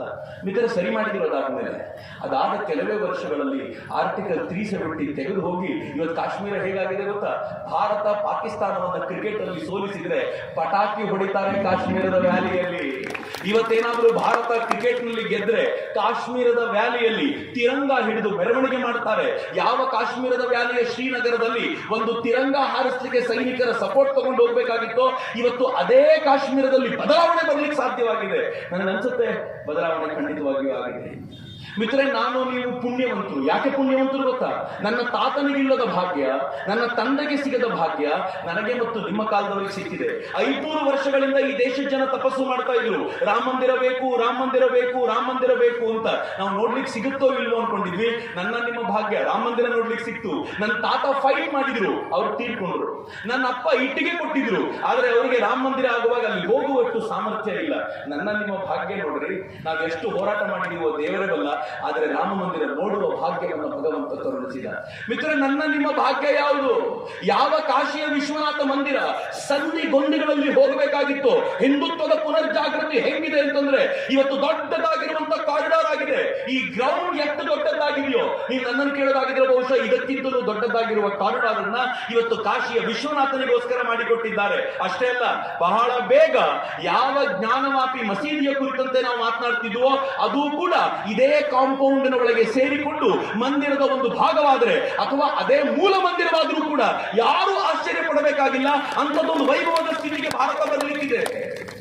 ಮಥುರಾ ಮಂದಿರ ಬಹಳ ದೂರ ಇಲ್ಲ. ಭಾರತ ಮಥುರಾ ಮಂದಿರದ ಮೇಲೂ ಕೂಡ ಹಿಂದೂಗಳು ಕೃಷ್ಣನ ಆ ಸುಂದರವಾಗಿರುವಂತ ಮಂದಿರ ನಿರ್ಮಾಣವಾಗಿರುವಂತ ದೃಶ್ಯಗಳನ್ನ ನೋಡುವ ದಿನಗಳು ಬಹಳ ದೂರ ಇಲ್ಲ ಅನ್ಸುತ್ತೆ. ಆದ್ರೆ ನಮ್ಮ ಪುಣ್ಯ ಇಷ್ಟೇ ಅಲ್ಲ. ನಮ್ಮ ಪುಣ್ಯದ ಕಾಲಕ್ಕೆ ಆರ್ಟಿಕಲ್ 370 ಹೋಯ್ತು. ನಮ್ಮ ಪುಣ್ಯದ ಕಾಲಕ್ಕೆ ಮಹಾಕುಂಭ ನಡೀತು. 144 ವರ್ಷಗಳಿಗೊಮ್ಮೆ ನಡೆಯುವಂತ ಮಹಾಕುಂಭ ನನ್ನ ತಾತನಿಗೆ ನೋಡ್ಲಿಕ್ಕೆ ಸಿಗ್ಲಿಲ್ಲ, ನನ್ನ ತಂದೆಗೆ ಹೋಗೋ ಭಾಗ್ಯ ಇರಲಿಲ್ಲ, ನನಗೆ ಸಿಕ್ತು. ಇನ್ನೂ ಹೆಮ್ಮೆಯಿಂದ ಹೇಳ್ತೀನಿ, ಯಾರು ಈಗ ಮಕ್ಕಳನ್ನು ಹೆತ್ತಿದ್ದೀರೋ ಅವರಿಗೆ 144 ವರ್ಷದ ನಂತರ ಮತ್ತೊಂದು ಮಹಾಕುಂಭ ಭಾಗ್ಯ ಇಲ್ಲ. ನನಗೆ ಮತ್ತು ನಿಮಗೆ ಭಾಗ್ಯ, ಚಂದನಿಗೆ ಭಾಗ್ಯ. ಮಿತ್ರ, ಈ ಭಾಗ್ಯವನ್ನು ನೆನಪಿಸಿಕೊಂಡು ಸುಮ್ಮನೆ ಇರೋದೇನು? ಈ ಭಾಗ್ಯವನ್ನು ಉಳಿಸಿಕೊಳ್ಳಲಿಕ್ಕೋಸ್ಕರ ನಾವೇನಾದರೂ ಮಾಡಬೇಕಾಗಿದೆಯಲ್ಲ, ಆ ಮಾಡುವ ಪ್ರಕ್ರಿಯೆಗೆ ಇವತ್ತು ನಮ್ಮ ಜೊತೆಯಾಗಬೇಕಾಗಿದೆ ಅಂತ ನನಗೆ ಬಹಳ ಅನಿಸೋದೇನು ಗೊತ್ತೇ? ಇವತ್ತಿನ ಪೀಳಿಗೆಯನ್ನು ಬಲಗೊಳಿಸಿಕೊಳ್ಳಬೇಕು. ನನಗೆ ನಮ್ಮ ಹೆಣ್ಮಕ್ಕಳನ್ನು ನೋಡಿದಾಗ ನಾನು ಕ್ಷಮೆ ಕೇಳ್ಕೊಂಡು ಹೇಳ್ತೀನಿ, ನಮ್ಮ ಹೆಣ್ಮಕ್ಕಳನ್ನು ನೋಡಿದಾಗ ಬೇಸರ ಅನ್ಸುತ್ತೆ. ಈ ದೇಶದ ಹೆಣ್ಮಗು ಹೇಗಿದ್ಲು ಗೊತ್ತಾ? ಯಾವ್ದಾದ್ರೂ ಒಬ್ಬ ಮುಸಲರ ನವಾಬ ಕಣ್ಣು ಹಾಕಿದ್ರೆ ಅವ್ನ ಕಣ್ಣನ್ನು ಕಿತ್ತು ಬಿಡ್ತೀನಿ ಅಂತ ಹೇಳುವಾಗ ಕತ್ತಿಯನ್ನು ಹಿಡಿದು ನಿಲ್ತಾ ಇದ್ದಂತ ಝಾನ್ಸಿ ರಾಣಿ ಲಕ್ಷ್ಮೀಬಾಯಿಯ ನಾಡು ನಮ್ಮದು. ಆದರೆ ಪ್ರೇಮ ಅನ್ನೋ ಹೆಸರಿನಲ್ಲಿ ಅನ್ಯ ಮತೀಯನೊಬ್ಬನ ಜೊತೆಗೆ ಓಡ್ ಹೋಗ್ತಾ ಇದ್ರೆ ಏನ್ ಹೇಳಬೇಕ್ರಿ? ನಾನು ಇದಕ್ಕೆ ಇತ್ತೀಚೆಗೆ ಒಂದು ಮಾತನ್ನು ಹೇಳಿದಕ್ಕೆ ಬಹಳ ದೊಡ್ಡ ವಿವಾದ ಕ್ರಿಯೇಟ್ ಮಾಡಿ ಎಲ್ಲರೂ ಹೇಳ್ತಾರೆ ಪ್ರೇಮದ ವಿರೋಧಿ ಚಕ್ರವರ್ತಿ ಅಂತ. ನಾನು ಹೇಳಿದೆ ಪ್ರೇಮದ ವಿರೋಧಿ ಅಲ್ಲಪ್ಪ. ನಾನು ಅದಕ್ಕೆ ನಮ್ಮ ಹುಡುಗರಿಗೆ ಹೇಳ್ತೀನಿ, ನೀವು ಕೂಡ ಬೇರೆಯವ್ರನ್ನ ಸ್ವಲ್ಪ ನೋಡ್ರಪ್ಪ, ತಪ್ಪೇನಿದೆ ಅದರಲ್ಲಿ? ಏನ್ ದೊಡ್ಡ ವಿವಾದ. ಸ್ವತಃ ಸ್ಪೀಕರ್ ಸಾಹೇಬರು ಮಂಗಳೂರಿಗೆ ಹೋಗಿ ಪೊಲೀಸ್ ಸ್ಟೇಷನ್ ನನ್ನ ವಿರುದ್ಧ ಒಂದು FIR ಮಾಡಿಸುವವರೆಗೂ ಸುಮ್ಮನಾಗಲಿಲ್ಲ. FIR ಮಾಡ್ತಿದ್ರು. ಕೋರ್ಟ್ ಹೇಳಬೇಕಾಗಿ ಬಂತು, ಚಕ್ರವರ್ತಿ ಅವರನ್ನು ನೀವು ಅರೆಸ್ಟ್ ಮಾಡಬಾರದು ಅಂತ ಕೋರ್ಟ್ ಹೇಳಬೇಕಾಗಿ ಬಂತು. ಇಲ್ಲದೆ ಹೋದ್ರೆ ನಾನು ಎಲ್ಲರನ್ನೂ ಪ್ರೀತಿಸಿ ಅಂತ ಹೇಳಿ ತಪ್ಪು, ಇವರು ಪ್ರೀತಿಸಿ ಅಂತ ಹೇಳಿದ್ರೆ ಅದು ಪ್ರೀತಿ, ನಾನು ಹೇಳಿದ್ರೆ ದ್ವೇಷ. ಹೆಂಗ್ರಿ ಅದು? ಮಿತ್ರ, ಇವತ್ತಿನ ಭಾರತ, ಇವತ್ತಿನ ಹಿಂದೂ ಆಲೋಚನೆ ಮಾಡುವಂತ ಶೈಲಿ ಭಿನ್ನವಾಗಬೇಕಾಗಿದೆ. ನಮ್ಮ ಸಂಖ್ಯೆ ದಿನೇ ದಿನೇ ದಿನೇ ದಿನೇ ಕಡಿಮೆ ಆಗ್ತಾ ಇದೆ. ಈ ದೇಶಕ್ಕೆ ಸ್ವಾತಂತ್ರ್ಯ ಬಂದಾಗ ಮುಸಲ್ಮಾನರ ಸಂಖ್ಯೆ, ದೇಶಕ್ಕೆ ಸ್ವಾತಂತ್ರ್ಯ ಬಂದಾಗ ಪಾಕಿಸ್ತಾನಕ್ಕೆ ಹೋಗಿ 9% ಜನ ಭಾರತದಲ್ಲಿ ಉಳ್ಕೊಂಡಿದ್ರು. ಇವತ್ತು 18-20% ಆಗ್ಬಿಟ್ಟಿದ್ದಾರೆ, ಡಬಲ್ ಆಗಿದ್ದಾರೆ. ಪಾಕಿಸ್ತಾನದಲ್ಲಿದ್ದ ಮುಸಲ್ಮಾನರು 1%ಗಿಂತ ಕಡಿಮೆ, ಹಿಂದೂಗಳು 1%ಗಿಂತ ಕಡಿಮೆ ಬಂದ್ಬಿಟ್ಟಿದ್ದಾರೆ. ಅಲ್ಲಿ ನಿರಂತರ ನರಮೇಧ ಆಗಿದೆ. ಅಲ್ಲಿಂದ ಜನ ಭಾರತಕ್ಕೆ ಓಡಿ ಬಂದು ನಮಗೆ ಸಿಟಿಜನ್ಶಿಪ್ ಕೊಡಿ ಅಂತ ಕೈ ಮುಗಿದು ಕೇಳ್ಕೊಳ್ತಾರೆ. ಬಾಂಗ್ಲಾದೇಶದಲ್ಲಿದ್ದ ಹಿಂದೂಗಳನ್ನ ದಿನ ಬೆಳಗಾದ್ರೆ ನರಮೇಧ ಮಾಡಲಾಗುತ್ತೆ. ಆದ್ರೆ ಭಾರತದಲ್ಲಿ ಮುಸಲ್ಮಾನರ ಸಂಖ್ಯೆ ಹೆಚ್ಚುತ್ತಾ ಇದೆ, ನನಗೇನು ಬೇಜಾರಿಲ್ಲ. ಆದರೆ ಎಲ್ಲೆಲ್ಲಿ ಹಿಂದೂಗಳ ಸಂಖ್ಯೆ ನಿರಂತರವಾಗಿ ಕಡಿಮೆ ಆಗ್ತಾ ಬರುತ್ತೋ ಆ ಭೂಭಾಗವನ್ನು ನಾವು ಕಳ್ಕೊಳ್ತೀವಿ ಅನ್ನೋದು ನೆನಪಿದ್ರೆ ಇನ್ನೊಂದು 100 ವರ್ಷಗಳ ನಂತರ, 50 ವರ್ಷಗಳ ನಂತರ, 200 ವರ್ಷಗಳ ನಂತರ ಭಾರತ ಹೀಗೆ ಇರುತ್ತಾ? 25ನೇ ವರ್ಷದ ನಂತರವೂ ಕೂಡ ಯಲ್ಲಾಪುರದಲ್ಲಿ ಯುಗಾದಿ ಉತ್ಸವ ಮಾಡಿದ್ದೀರಾ? 75ನೇ ವರ್ಷದ ನಂತರ ಯುಗಾದಿ ಉತ್ಸವಕ್ಕೆ ಹೀಗೆ ಸೇರ್ತೀರಾ? ಈ ಪ್ರಶ್ನೆ ನನಗೆ ಕಾಡುತ್ತೆ. ಯುಗಾದಿ ಉತ್ಸವ 25ರಲ್ಲಿ ಮಾಡಿದ್ದು ಬಹಳ ದೊಡ್ಡದು ನನಗೆ ಅನ್ಸಲ್ಲ, ಅದ್ಭುತ. 25 ವರ್ಷಗಳಿಂದ ಬಿಟ್ಟು ಬಿಡದೆ ಮಾಡ್ಕೊಂಡು ಬಂದಿರುವ ಎಲ್ಲರಿಗೂ ನಾನು ಶಿರಸ ನಮಸ್ಕಾರ ಮಾಡ್ತೀನಿ. ಆದರೆ 75ರ ನಂತರವೂ ಹೀಗೆ ಇರಬೇಕು, ಸಾಧ್ಯವಾದರೆ ಇನ್ನೂ ಹೆಚ್ಚು ಜನ ಸೇರ್ಕೊಂಡಿರಬೇಕು ಎನ್ನುವಂಥ ವಾತಾವರಣ ನಿರ್ಮಾಣ ಮಾಡಬೇಕು ಅಂದ್ರೆ ನಮ್ಮ ಸಂಖ್ಯೆ ದೊಡ್ಡದಾಗಬೇಕಲ್ರಿ. ದೊಡ್ಡದಾಗಬೇಕು ಅಂತಂದ್ರೆ ಹೆತ್ತೆ ದೊಡ್ಡದು ಮಾಡಬೇಕು ಅಂತಿಲ್ಲ, ಬಿಟ್ಟು ಹೋಗಿರೋರನ್ನ ಕರ್ಕೊಂಡು ಬರಬೇಕಲ್ಲ, ಸ್ವಲ್ಪ ಪ್ರಯತ್ನ ಪಡಲ್ಲ. ಹೇಗೆ ಅವರು ವ್ಯವಸ್ಥಿತವಾಗಿ ನಮ್ಮ ಜನರನ್ನ ಕರ್ಕೊಂಡು ಹೋಗ್ತಾರೋ. ಇವತ್ತು ಮುಂಡಗೋಡಿಂದ ಬರ್ಬೇಕಾದ್ರೆ ನಮ್ಮ ಹುಡುಗರು ತೋರಿಸಿದ್ರು, ಇದೇ ಚರ್ಚು, ಈ ಚರ್ಚು ಮುಂಡಗೋಡಿನ ಅನೇಕರನ್ನ ಕನ್ವರ್ಟ್ ಮಾಡಿಬಿಟ್ಟಿದೆ ಅಂತ ಹೇಳಿದ್ರು. ಆಯ್ತಪ್ಪ, ಒಂದು ಚರ್ಚು ಅಷ್ಟು ಜನರನ್ನು ಕನ್ವರ್ಟ್ ಮಾಡಬಹುದಾದ್ರೆ ನಮ್ಗೆ ಎಷ್ಟೊಂದು ದೇವಸ್ಥಾನಗಳಿವೆ. ಅಕ್ಕಿಯನ್ನು ನಾವು ಕೊಡ್ಲಿಕ್ಕಾಗೋದಿಲ್ವಾ? ಬೇಳೆಯನ್ನು ನಾವು ಕೊಡ್ಲಿಕ್ಕಾಗೋದಿಲ್ವಾ? ನಿಶ್ಚಯ ಮಾಡಲ್ಲ, ನಾವು ಕರ್ಕೊಂಡು ಬರ್ತೀವಿ. ಮೂಲ ಯಾರು ಹಿಂದೂಗಳಿಲ್ಲ ಆಗಿದ್ರೋ ಅವ್ರನ್ನೆಲ್ಲ ವಾಪಸ್ ಹಿಂದುತ್ವಕ್ಕೆ ಕರ್ಕೊಂಡೇ ಬರ್ತೀವಿ ಅಂತ ನಾವು ಸಂಕಲ್ಪ ಮಾಡಿದ್ರೆ ಅದು ಯಾರು ತಡಿಲಿಕ್ಕಾಗುತ್ತೆ? ಸಮಾಜದ ಪ್ರಮುಖರು ಮುಂದೆ ಬಂದು ಹೇಳ್ರಲ್ಲ, ನಾವು ಇಂಥ ಸಮಾಜಕ್ಕೆ ಸೇರಿದ್ದೀವಿ, ಯಾರಾದ್ರೂ ನಿಮ್ಮ ಮತವನ್ನು ಬಿಟ್ಟು ನಮ್ಮ ಸಮಾಜಕ್ಕೆ ಬರಬೇಕು ಅಂತಂದ್ರೆ ಗೌರವದಿಂದ ಸ್ವೀಕಾರ ಮಾಡ್ತೀವಿ ಅಂತ ಕರೆಸ್ಕೊಂಡ್ರಲ್ಲ. ಸಾಧುಗಳು ಮುಂದೆ ಬಂದು ನಿಂತ್ಕೊಂಡು ಹೇಳ್ರಲ್ಲ, ನಾನು ಸಾಧುವಾಗಿ ಹೇಳ್ತೀನಿ, ನಮ್ಮ ಸಮಾಜದ ಜನರನ್ನು ನಾನು ಕನ್ವಿನ್ಸ್ ಮಾಡ್ತೀನಿ, ಎಲ್ಲರನ್ನು ಮರಳಿ ಪಡಿಲಿಕ್ಕೆ ನಾವು ಸಿದ್ಧ ಅಂತ ಹೊಸ ದಿಕ್ಕಿನತ್ತ ಹಿಂದುತ್ವ ಹೋಗ್ಲಿ. ಎಷ್ಟು ದಿನ ಅಂತ ಬೇರೆಯವ್ರ ಮೇಲೆ ಆರೋಪ ಮಾಡ್ತಾ ಕೂತ್ಕೊಳ್ಳೋಣ? ಹಿಂದುತ್ವವನ್ನು ಬಲಗೊಳಿಸುವಂತ ಒಂದು ಪ್ರಕ್ರಿಯೆಗೆ ನಾವೀಗ ಸಿದ್ಧವಾಗಬೇಕಾಗಿದೆ. ನಾನು ಎಲ್ಲ ತಾಯಂದ್ರಲ್ಲೂ ಎಲ್ಲ ಹಿರಿಯರಲ್ಲೂ ಕೇಳ್ಕೊಳ್ತೀನಿ, ಮನೆಯಲ್ಲಿರುವ ಮಕ್ಕಳನ್ನ ಗುಡ್ಡಿಯಾಗಿ ಬೆಳೆಸಬೇಡಿ ಅಂತ. ಅವ್ರು ಹೆಂಗಿರ್ತಾರೆ ಅಂತಂದ್ರೆ ಬಂದವ್ರಿಗೆ ಕೆನ್ನ ಹಿಂಡೋ ತರ ಮಕ್ಕಳನ್ನ ಬೆಳೆಸ್ಬಿಟ್ಟಿರುತ್ತೆ. ಕರೆಕ್ಟು, ಮಕ್ಕಳು ಹಂಗಿರ್ಬೇಕು, ನೋಡಿದ್ರೆ ಮುದ್ದಿಸ್ಬೇಕು ಅಂತ ಅನ್ನಿಸ್ಬೇಕು. ಆದ್ರೆ ತೋಳುಗಳು ಶಕ್ತಿ ಬೇಕಲ್ಲ, ಅದ್ಯಾವಾಗ ಬರಬೇಕು? ನಮ್ಮ ಮಕ್ಕಳನ್ನ ಸ್ವಲ್ಪ ಶಾಖಕ್ಕೆ ಕಳಿಸಿ, ಡೈಲಿ ಗಟ್ಟಿಯಾಗಿ ಮಕ್ಕಳು. ನಮ್ಮ ಮಕ್ಕಳನ್ನ ಸ್ವಲ್ಪ ಜಿಮ್ಮಿಗೆ ಕಳಿಸಿ, ಬಲವಾಗಿ ಅವರು ನಿಂತರೆ ಹೇಗಿರ್ಬೇಕು ಅಂತಂದ್ರೆ ಬರೀ ಆಂಜನೇಯನ ಬಗ್ಗೆ ಮಾತನಾಡೋದಲ್ಲ, ಈ 4 ಜನ ನಡೆದ್ರೆ 4 ಆಂಜನೇಯ ಬಂದಂಗಾಗುತ್ತೆ ಅಂತ ಹೇಳುವಂತ 4 ಆಂಜನೇಯರು ಇರ್ಬೇಕಲ್ಲ. ಬೇರೆಯವರಿಗೆ ಹೊಡೆಯೋದು ಬೇಡ ರೀ. ಯಾರಾದ್ರೂ ಹೊಡೆಯಕ್ಕೆ ಬಂದ್ರೆ ಅರ್ಜೆಂಟಿಗೆ ತಪ್ಪಿಸ್ಕೊಂಡು ಓಡಬಲ್ಲಷ್ಟು ತಾಕತ್ತಾದ್ರೂ ನಮ್ಮ ಮಕ್ಕಳು ನಾವು ಅಷ್ಟು ವೀಕ್ ಆಗ್ಬಿಟ್ರೆ ಹೇಗೆ? ಹೊಸ ಪೀಳಿಗೆಯನ್ನು ನಿರ್ಮಾಣ ಮಾಡಬೇಕಾಗಿದೆ. ಈ ಪೀಳಿಗೆ ಹಿಂದುತ್ವದ ಮೂಲ ಸತ್ವವನ್ನು ಉಳಿಸ್ಕೊಳ್ಬೇಕು ಮತ್ತು ಕ್ಷಾತ್ರ ತೇಜವನ್ನು ಪ್ರತಿನಿಧಿಸಬಲ್ಲಂತ ಒಂದು ಸಮರ್ಥವಾಗಿರುವಂತಹ ಪೀಳಿಗೆಯನ್ನ ನಿರ್ಮಾಣ ಮಾಡಬೇಕಾದಂತ ಅಗತ್ಯ ಇದೆ. ಅದು ತುರ್ತು ಅಗತ್ಯ. ಇನ್ನು 3ನೇದೊಂದು ದೊಡ್ಡ ಕೆಲಸ ಏನಿದೆ ಅಂತಂದ್ರೆ ಜಾತಿ ಜಾತಿ ಜಾತಿ ಅಂತ ಬಡದಾಡ್ಕೊಂಡು ಇವರು ಹಾಕಿರುವಂತ ಈ ಕೆಟ್ಟಾಟ ನಾವೇನು ಬಿಡ್ತಿದ್ದೀವಿ ಅಲ್ಲಿಂದ ಆಚೆ ಬರಬೇಕು. ಜಾತಿಯ ಮಾತಾಡದೆ ಹಿಂದುತ್ವದ ಉದ್ಘೋಷವನ್ನು ಮಾಡ್ತಾ ಈ ರಾಷ್ಟ್ರವನ್ನು ಕಟ್ಟುವಂತ ಒಂದು ದೊಡ್ಡ ಪ್ರಯತ್ನಕ್ಕೆ ಒಂದಾಗಬೇಕು. ಹೇಳಿದ್ರಲ್ಲ ಯೋಗಿ ಆದಿತ್ಯನಾಥರು, ಪಟೇಂಗೆ ತೋ ಕಟೇಂಗೆ, ನಾವೇನಾದ್ರೂ ಚೂರಾಗೋದ್ರೆ, ನಾವೇನಾದ್ರೂ ನಮ್ಮಲ್ಲೇ ಭೇದ ಇಟ್ಕೊಂಡ್ರೆ ಚೂರ್ ಆಗ್ಬಿಡ್ತೀವಿ, ಹುಷಾರು ಅಂತ ಯೋಗಿ ಆದಿತ್ಯನಾಥರು ಹೇಳಿದ್ರಲ್ಲ. ಯಲ್ಲಾಪುರ ಏನು ಕಡಿಮೆ ಇಲ್ಲ. ನಿನ್ನೆ ತಾನೇ ಒಂದು ಹೆಣ್ಮಗಳ ಮೇಲೆ ಅತ್ಯಾಚಾರ ಆಗಿದೆ, 6 ವರ್ಷದ ಹುಡುಗಿಯ ಮೇಲೆ. ಏನಾಯ್ತು? ಇಲ್ಲಿ ಬರುವಂತ ಒಂದು ಹೆಣ್ಣು ಮಗಳನ್ನ, ಒಂದು ಶಾಲೆಯ ಹೆಣ್ಣು ಮಗಳನ್ನ ಒಬ್ಬ ಹುಡುಗ ರಸ್ತೆಯಲ್ಲಿ ಅವಳಿಗೆ ಮೊಲೆಸ್ಟ್ ಮಾಡಿದ, ಅವಳ ಜೊತೆ ಕೆಟ್ಟದಾಗಿ ನಡ್ಕೊಂಡ. ಏನಾಯ್ತು? ಏನಾದ್ರು ಮಾಡ್ಲಿಕ್ಕಾಯ್ತಾ? ನಮಗೆ ಜೋರು ಧ್ವನಿಯಲ್ಲಿ ಮಾತನಾಡುವಷ್ಟು ತಾಕತ್ತಿಲ್ಲದೆ ಇರುವಂತ ಸ್ಥಿತಿಗೆ ಬಂದು ನಿಂತ್ಬಿಟ್ಟವಲ್ಲ. ಯಾಕ್ರಿ ಹಿಂಗೆ? ಯಾಕಂದ್ರೆ ಹಿಂದೂ ಅಂದ್ರೆ ಅಷ್ಟು ವೀಕ್ ಏನು? ಹಿಂದೂ ಸಮರ್ಥನ ಅಲ್ಲವೇನು? ಈ ಯೋಚನೆಯನ್ನು ಇವತ್ತು ದೃಢಗೊಳಿಸಿಕೊಳ್ಳಬೇಕಾಗಿದೆ. ನಾನು ಇಲ್ಲಿರುವಂಥ ತರುಣರಲ್ಲಿ ಬಹಳ ಬಲವಾಗಿ ಕೇಳ್ಕೊಳ್ಳೋದು ಏನು ಗೊತ್ತೇನು? ಮನೆಗೆ ರೀಚ್ ಆಗಬೇಕು ಹಿಂದುತ್ವದ ಚಿಂತನೆಗಳು, ಹಿಂದುತ್ವದ ವಿಚಾರಗಳಿಂದ ಉತ್ಸ್ಫೂರ್ತಿತನಾಗಬೇಕು. ಯಾವುದೋ ಒಂದು ಯೂಟ್ಯೂಬ್ನ ವಿಡಿಯೋ, ಯಾವುದೋ ಒಂದು ಧರ್ಮಕ್ಷೇತ್ರದ ಮೇಲೆ ನನಗಿರುವಂಥ ಆಸ್ಥೆಯನ್ನ ಕಡಿಮೆ ಮಾಡುವಂತ ಅಷ್ಟು ವೀಕ್ ಆಗಿರುವಂಥ ಮನಸ್ಥಿತಿ ನನಗಾಗಬಾರದು. ಎಂಥ ಸ್ಟ್ರಾಂಗ್ ಆಗಿರಬೇಕು ಅಂತಂದ್ರೆ ಯಾರಾದ್ರೂ ಏನಾದ್ರೂ ಹೇಳಿದ್ರೆ ಆಳಕ್ಕೆ ಹೋಗಿ ಅದನ್ನು ಅರ್ಥೈಸಿಕೊಳ್ಳಬಲ್ಲ, ಅದಕ್ಕೆ ಪ್ರತಿರೋಧವನ್ನು ಉಂಟು ಮಾಡಬಲ್ಲಂತ ಸಮರ್ಥವಾಗಿರುವಂತ ಇಂಟೆಲೆಕ್ಚುಯಲ್ ಕ್ರಾಂತಿಕಾರಿಗಳನ್ನ ಇವತ್ತು ಹಿಂದೂಗಳು ಸೃಷ್ಟಿ ಮಾಡಬೇಕಾಗಿದೆ. ಮತ್ತು ಅದರ ದೊಡ್ಡ ಜವಾಬ್ದಾರಿ ಯಾರಿಗಿದೆ ಗೊತ್ತಾ? ಗೊತ್ತೇನು ಇಡೀ ಕರ್ನಾಟಕದಲ್ಲಿ ಉತ್ತರ ಕನ್ನಡ ಮತ್ತು ದಕ್ಷಿಣ ಕನ್ನಡಕ್ಕೆ ದೊಡ್ಡ ಜವಾಬ್ದಾರಿ ಇರೋದು. ಹಿಂದಿನಿಂದ ಈ 2 ಜಿಲ್ಲೆಗಳನ್ನ ಬುದ್ಧಿವಂತರ ಜಿಲ್ಲೆ ಅಂತ ಕರೀತಾರೆ. ಮತ್ತೆ ಯಾರಿಗೆ ಕೊಡಬೇಕು? ಸಮಾಜಕ್ಕೆ ಕೊಡಬೇಕಾಗಿರೋ ಜ್ಞಾನವನ್ನ ಅದನ್ನ ಉತ್ತರ ಕನ್ನಡ ಜಿಲ್ಲೆ ಮತ್ತು ದಕ್ಷಿಣ ಕನ್ನಡ ಜಿಲ್ಲೆಗಳು ಕೊಡಬೇಕು. ಮಿತ್ರರೇ, ದೊಡ್ಡ ಜವಾಬ್ದಾರಿಯನ್ನ ಹೆಗಲ ಮೇಲೆ ಹೊತ್ಕೊಂಡಿದ್ದೀವಿ. ಈ ಸಮಾಜವನ್ನ ಕಟ್ಟುವ, ಈ ಸಮಾಜವನ್ನ ನಿರ್ಮಾಣ ಮಾಡುವ ದೊಡ್ಡ ಜವಾಬ್ದಾರಿಯನ್ನ ನಾವೆಲ್ಲರೂ ಹೆಗಲ ಮೇಲೆ ಬರೋಣ. ನಾನು ಒಂದೇ ಒಂದು ಆಸೆ ಇರೋದು ಏನು ಅಂತಂದ್ರೆ, ಯಾವ ಹೆಮ್ಮೆಯನ್ನ, ಯಾವ ಪುಣ್ಯವನ್ನ ಇವತ್ತು ನಾವು ಅನುಭವಿಸ್ತಾ ಇದ್ದೀವೋ, ನಮ್ಮ ಮಕ್ಕಳಿಗೆ ಮತ್ತು ಮೊಮ್ಮಕ್ಕಳಿಗೆ ಇದಕ್ಕಿಂತಲೂ ಹೆಚ್ಚು ಪುಣ್ಯವನ್ನ ಅನುಭವಿಸುವಂತ ಭಾಗ್ಯವನ್ನ ಕೊಟ್ಟು ಹೋಗುವಂತ ಒಂದು ಪ್ರಯತ್ನವನ್ನ ನಾವೆಲ್ಲರೂ ಮಾಡೋಣ ಅಂತ ಅತ್ಯಂತ ಕಳಕಳಿಯಿಂದ ಹಾರೈಸ್ತಾ, ಪ್ರೀತಿಯಿಂದ ನನ್ನ ಈವರೆಗೂ ಕರೆಸಿದಂತ ಈ ಯಲ್ಲಾಪುರದ ಸಮಸ್ತ ಮಿತ್ರರಿಗೂ ನಾನು ಪ್ರೀತಿಪೂರ್ವಕವಾಗಿ ಧನ್ಯವಾದಗಳನ್ನು ಸಮರ್ಪಿಸ್ತೀನಿ. ಉಚ್ಚ ಕಂಠದಲ್ಲಿ ಆಗಿಂದ ಕೇಳ್ತಿದ್ದೀವಿ, ಚಿಕ್ಕದಾಗಿ ಜೈ ಅಂತೀರಾ. ಒಂದ್ಸಲ ಜೋರಾಗಿ ಒಂದು ಭಾರತ ಮಾತೆಗೆ ಜೈಕಾರ ಕೊಡಿ. 2 ಕೈಗಳನ್ನ ಗಾಳಿಗೆ ಬೀಸಿ ನನ್ನ ಜೊತೆ ಭಾರತ ಮಾತೆಗೆ ಜೈಕಾರ ಕೊಡಿ. ಬೋಲೋ ಭಾರತ್ ಮಾತಾ ಕಿ ಜೈ!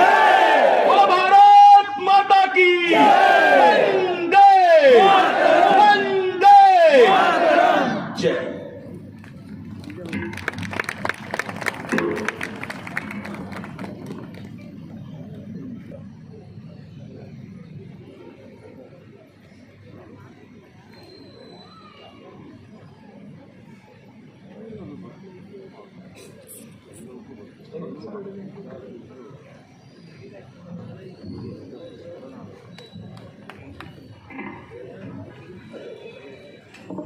ಈ ಹಿಂದೂ ಸಮಾವೇಶದಲ್ಲಿ ವೀರ ಸಂದೇಶವನ್ನು ನೀಡಿರುವಂತಹ ಚಕ್ರವರ್ತಿ ಸೂಲಿಬೆಲೆಯವರಿಗೆ ಯಲ್ಲಾಪುರದ ಜನತೆ ಪರವಾಗಿ ಗೌರವವನ್ನು ಸಲ್ಲಿಸ್ತಾ, ಗ್ರಾಮದೇವಿಯರು ಅವರಿಗೆ ಸನ್ಮಾನಗಳನ್ನು ಉಂಟು ಮಾಡಲಿ ಅಂತ ಶುಭವನ್ನು ಹಾರೈಸ್ತಾ ಅವರನ್ನು ಗೌರವಿಸ್ತಾ ಇದ್ದೇವೆ. ಬೋಲೋ ಭಾರತ್ ಮಾತಾ ಕಿ! ಶ್ರೇಷ್ಠ ಗುರು ಪರಂಪರೆ ನಮ್ಮದು. ವೇದ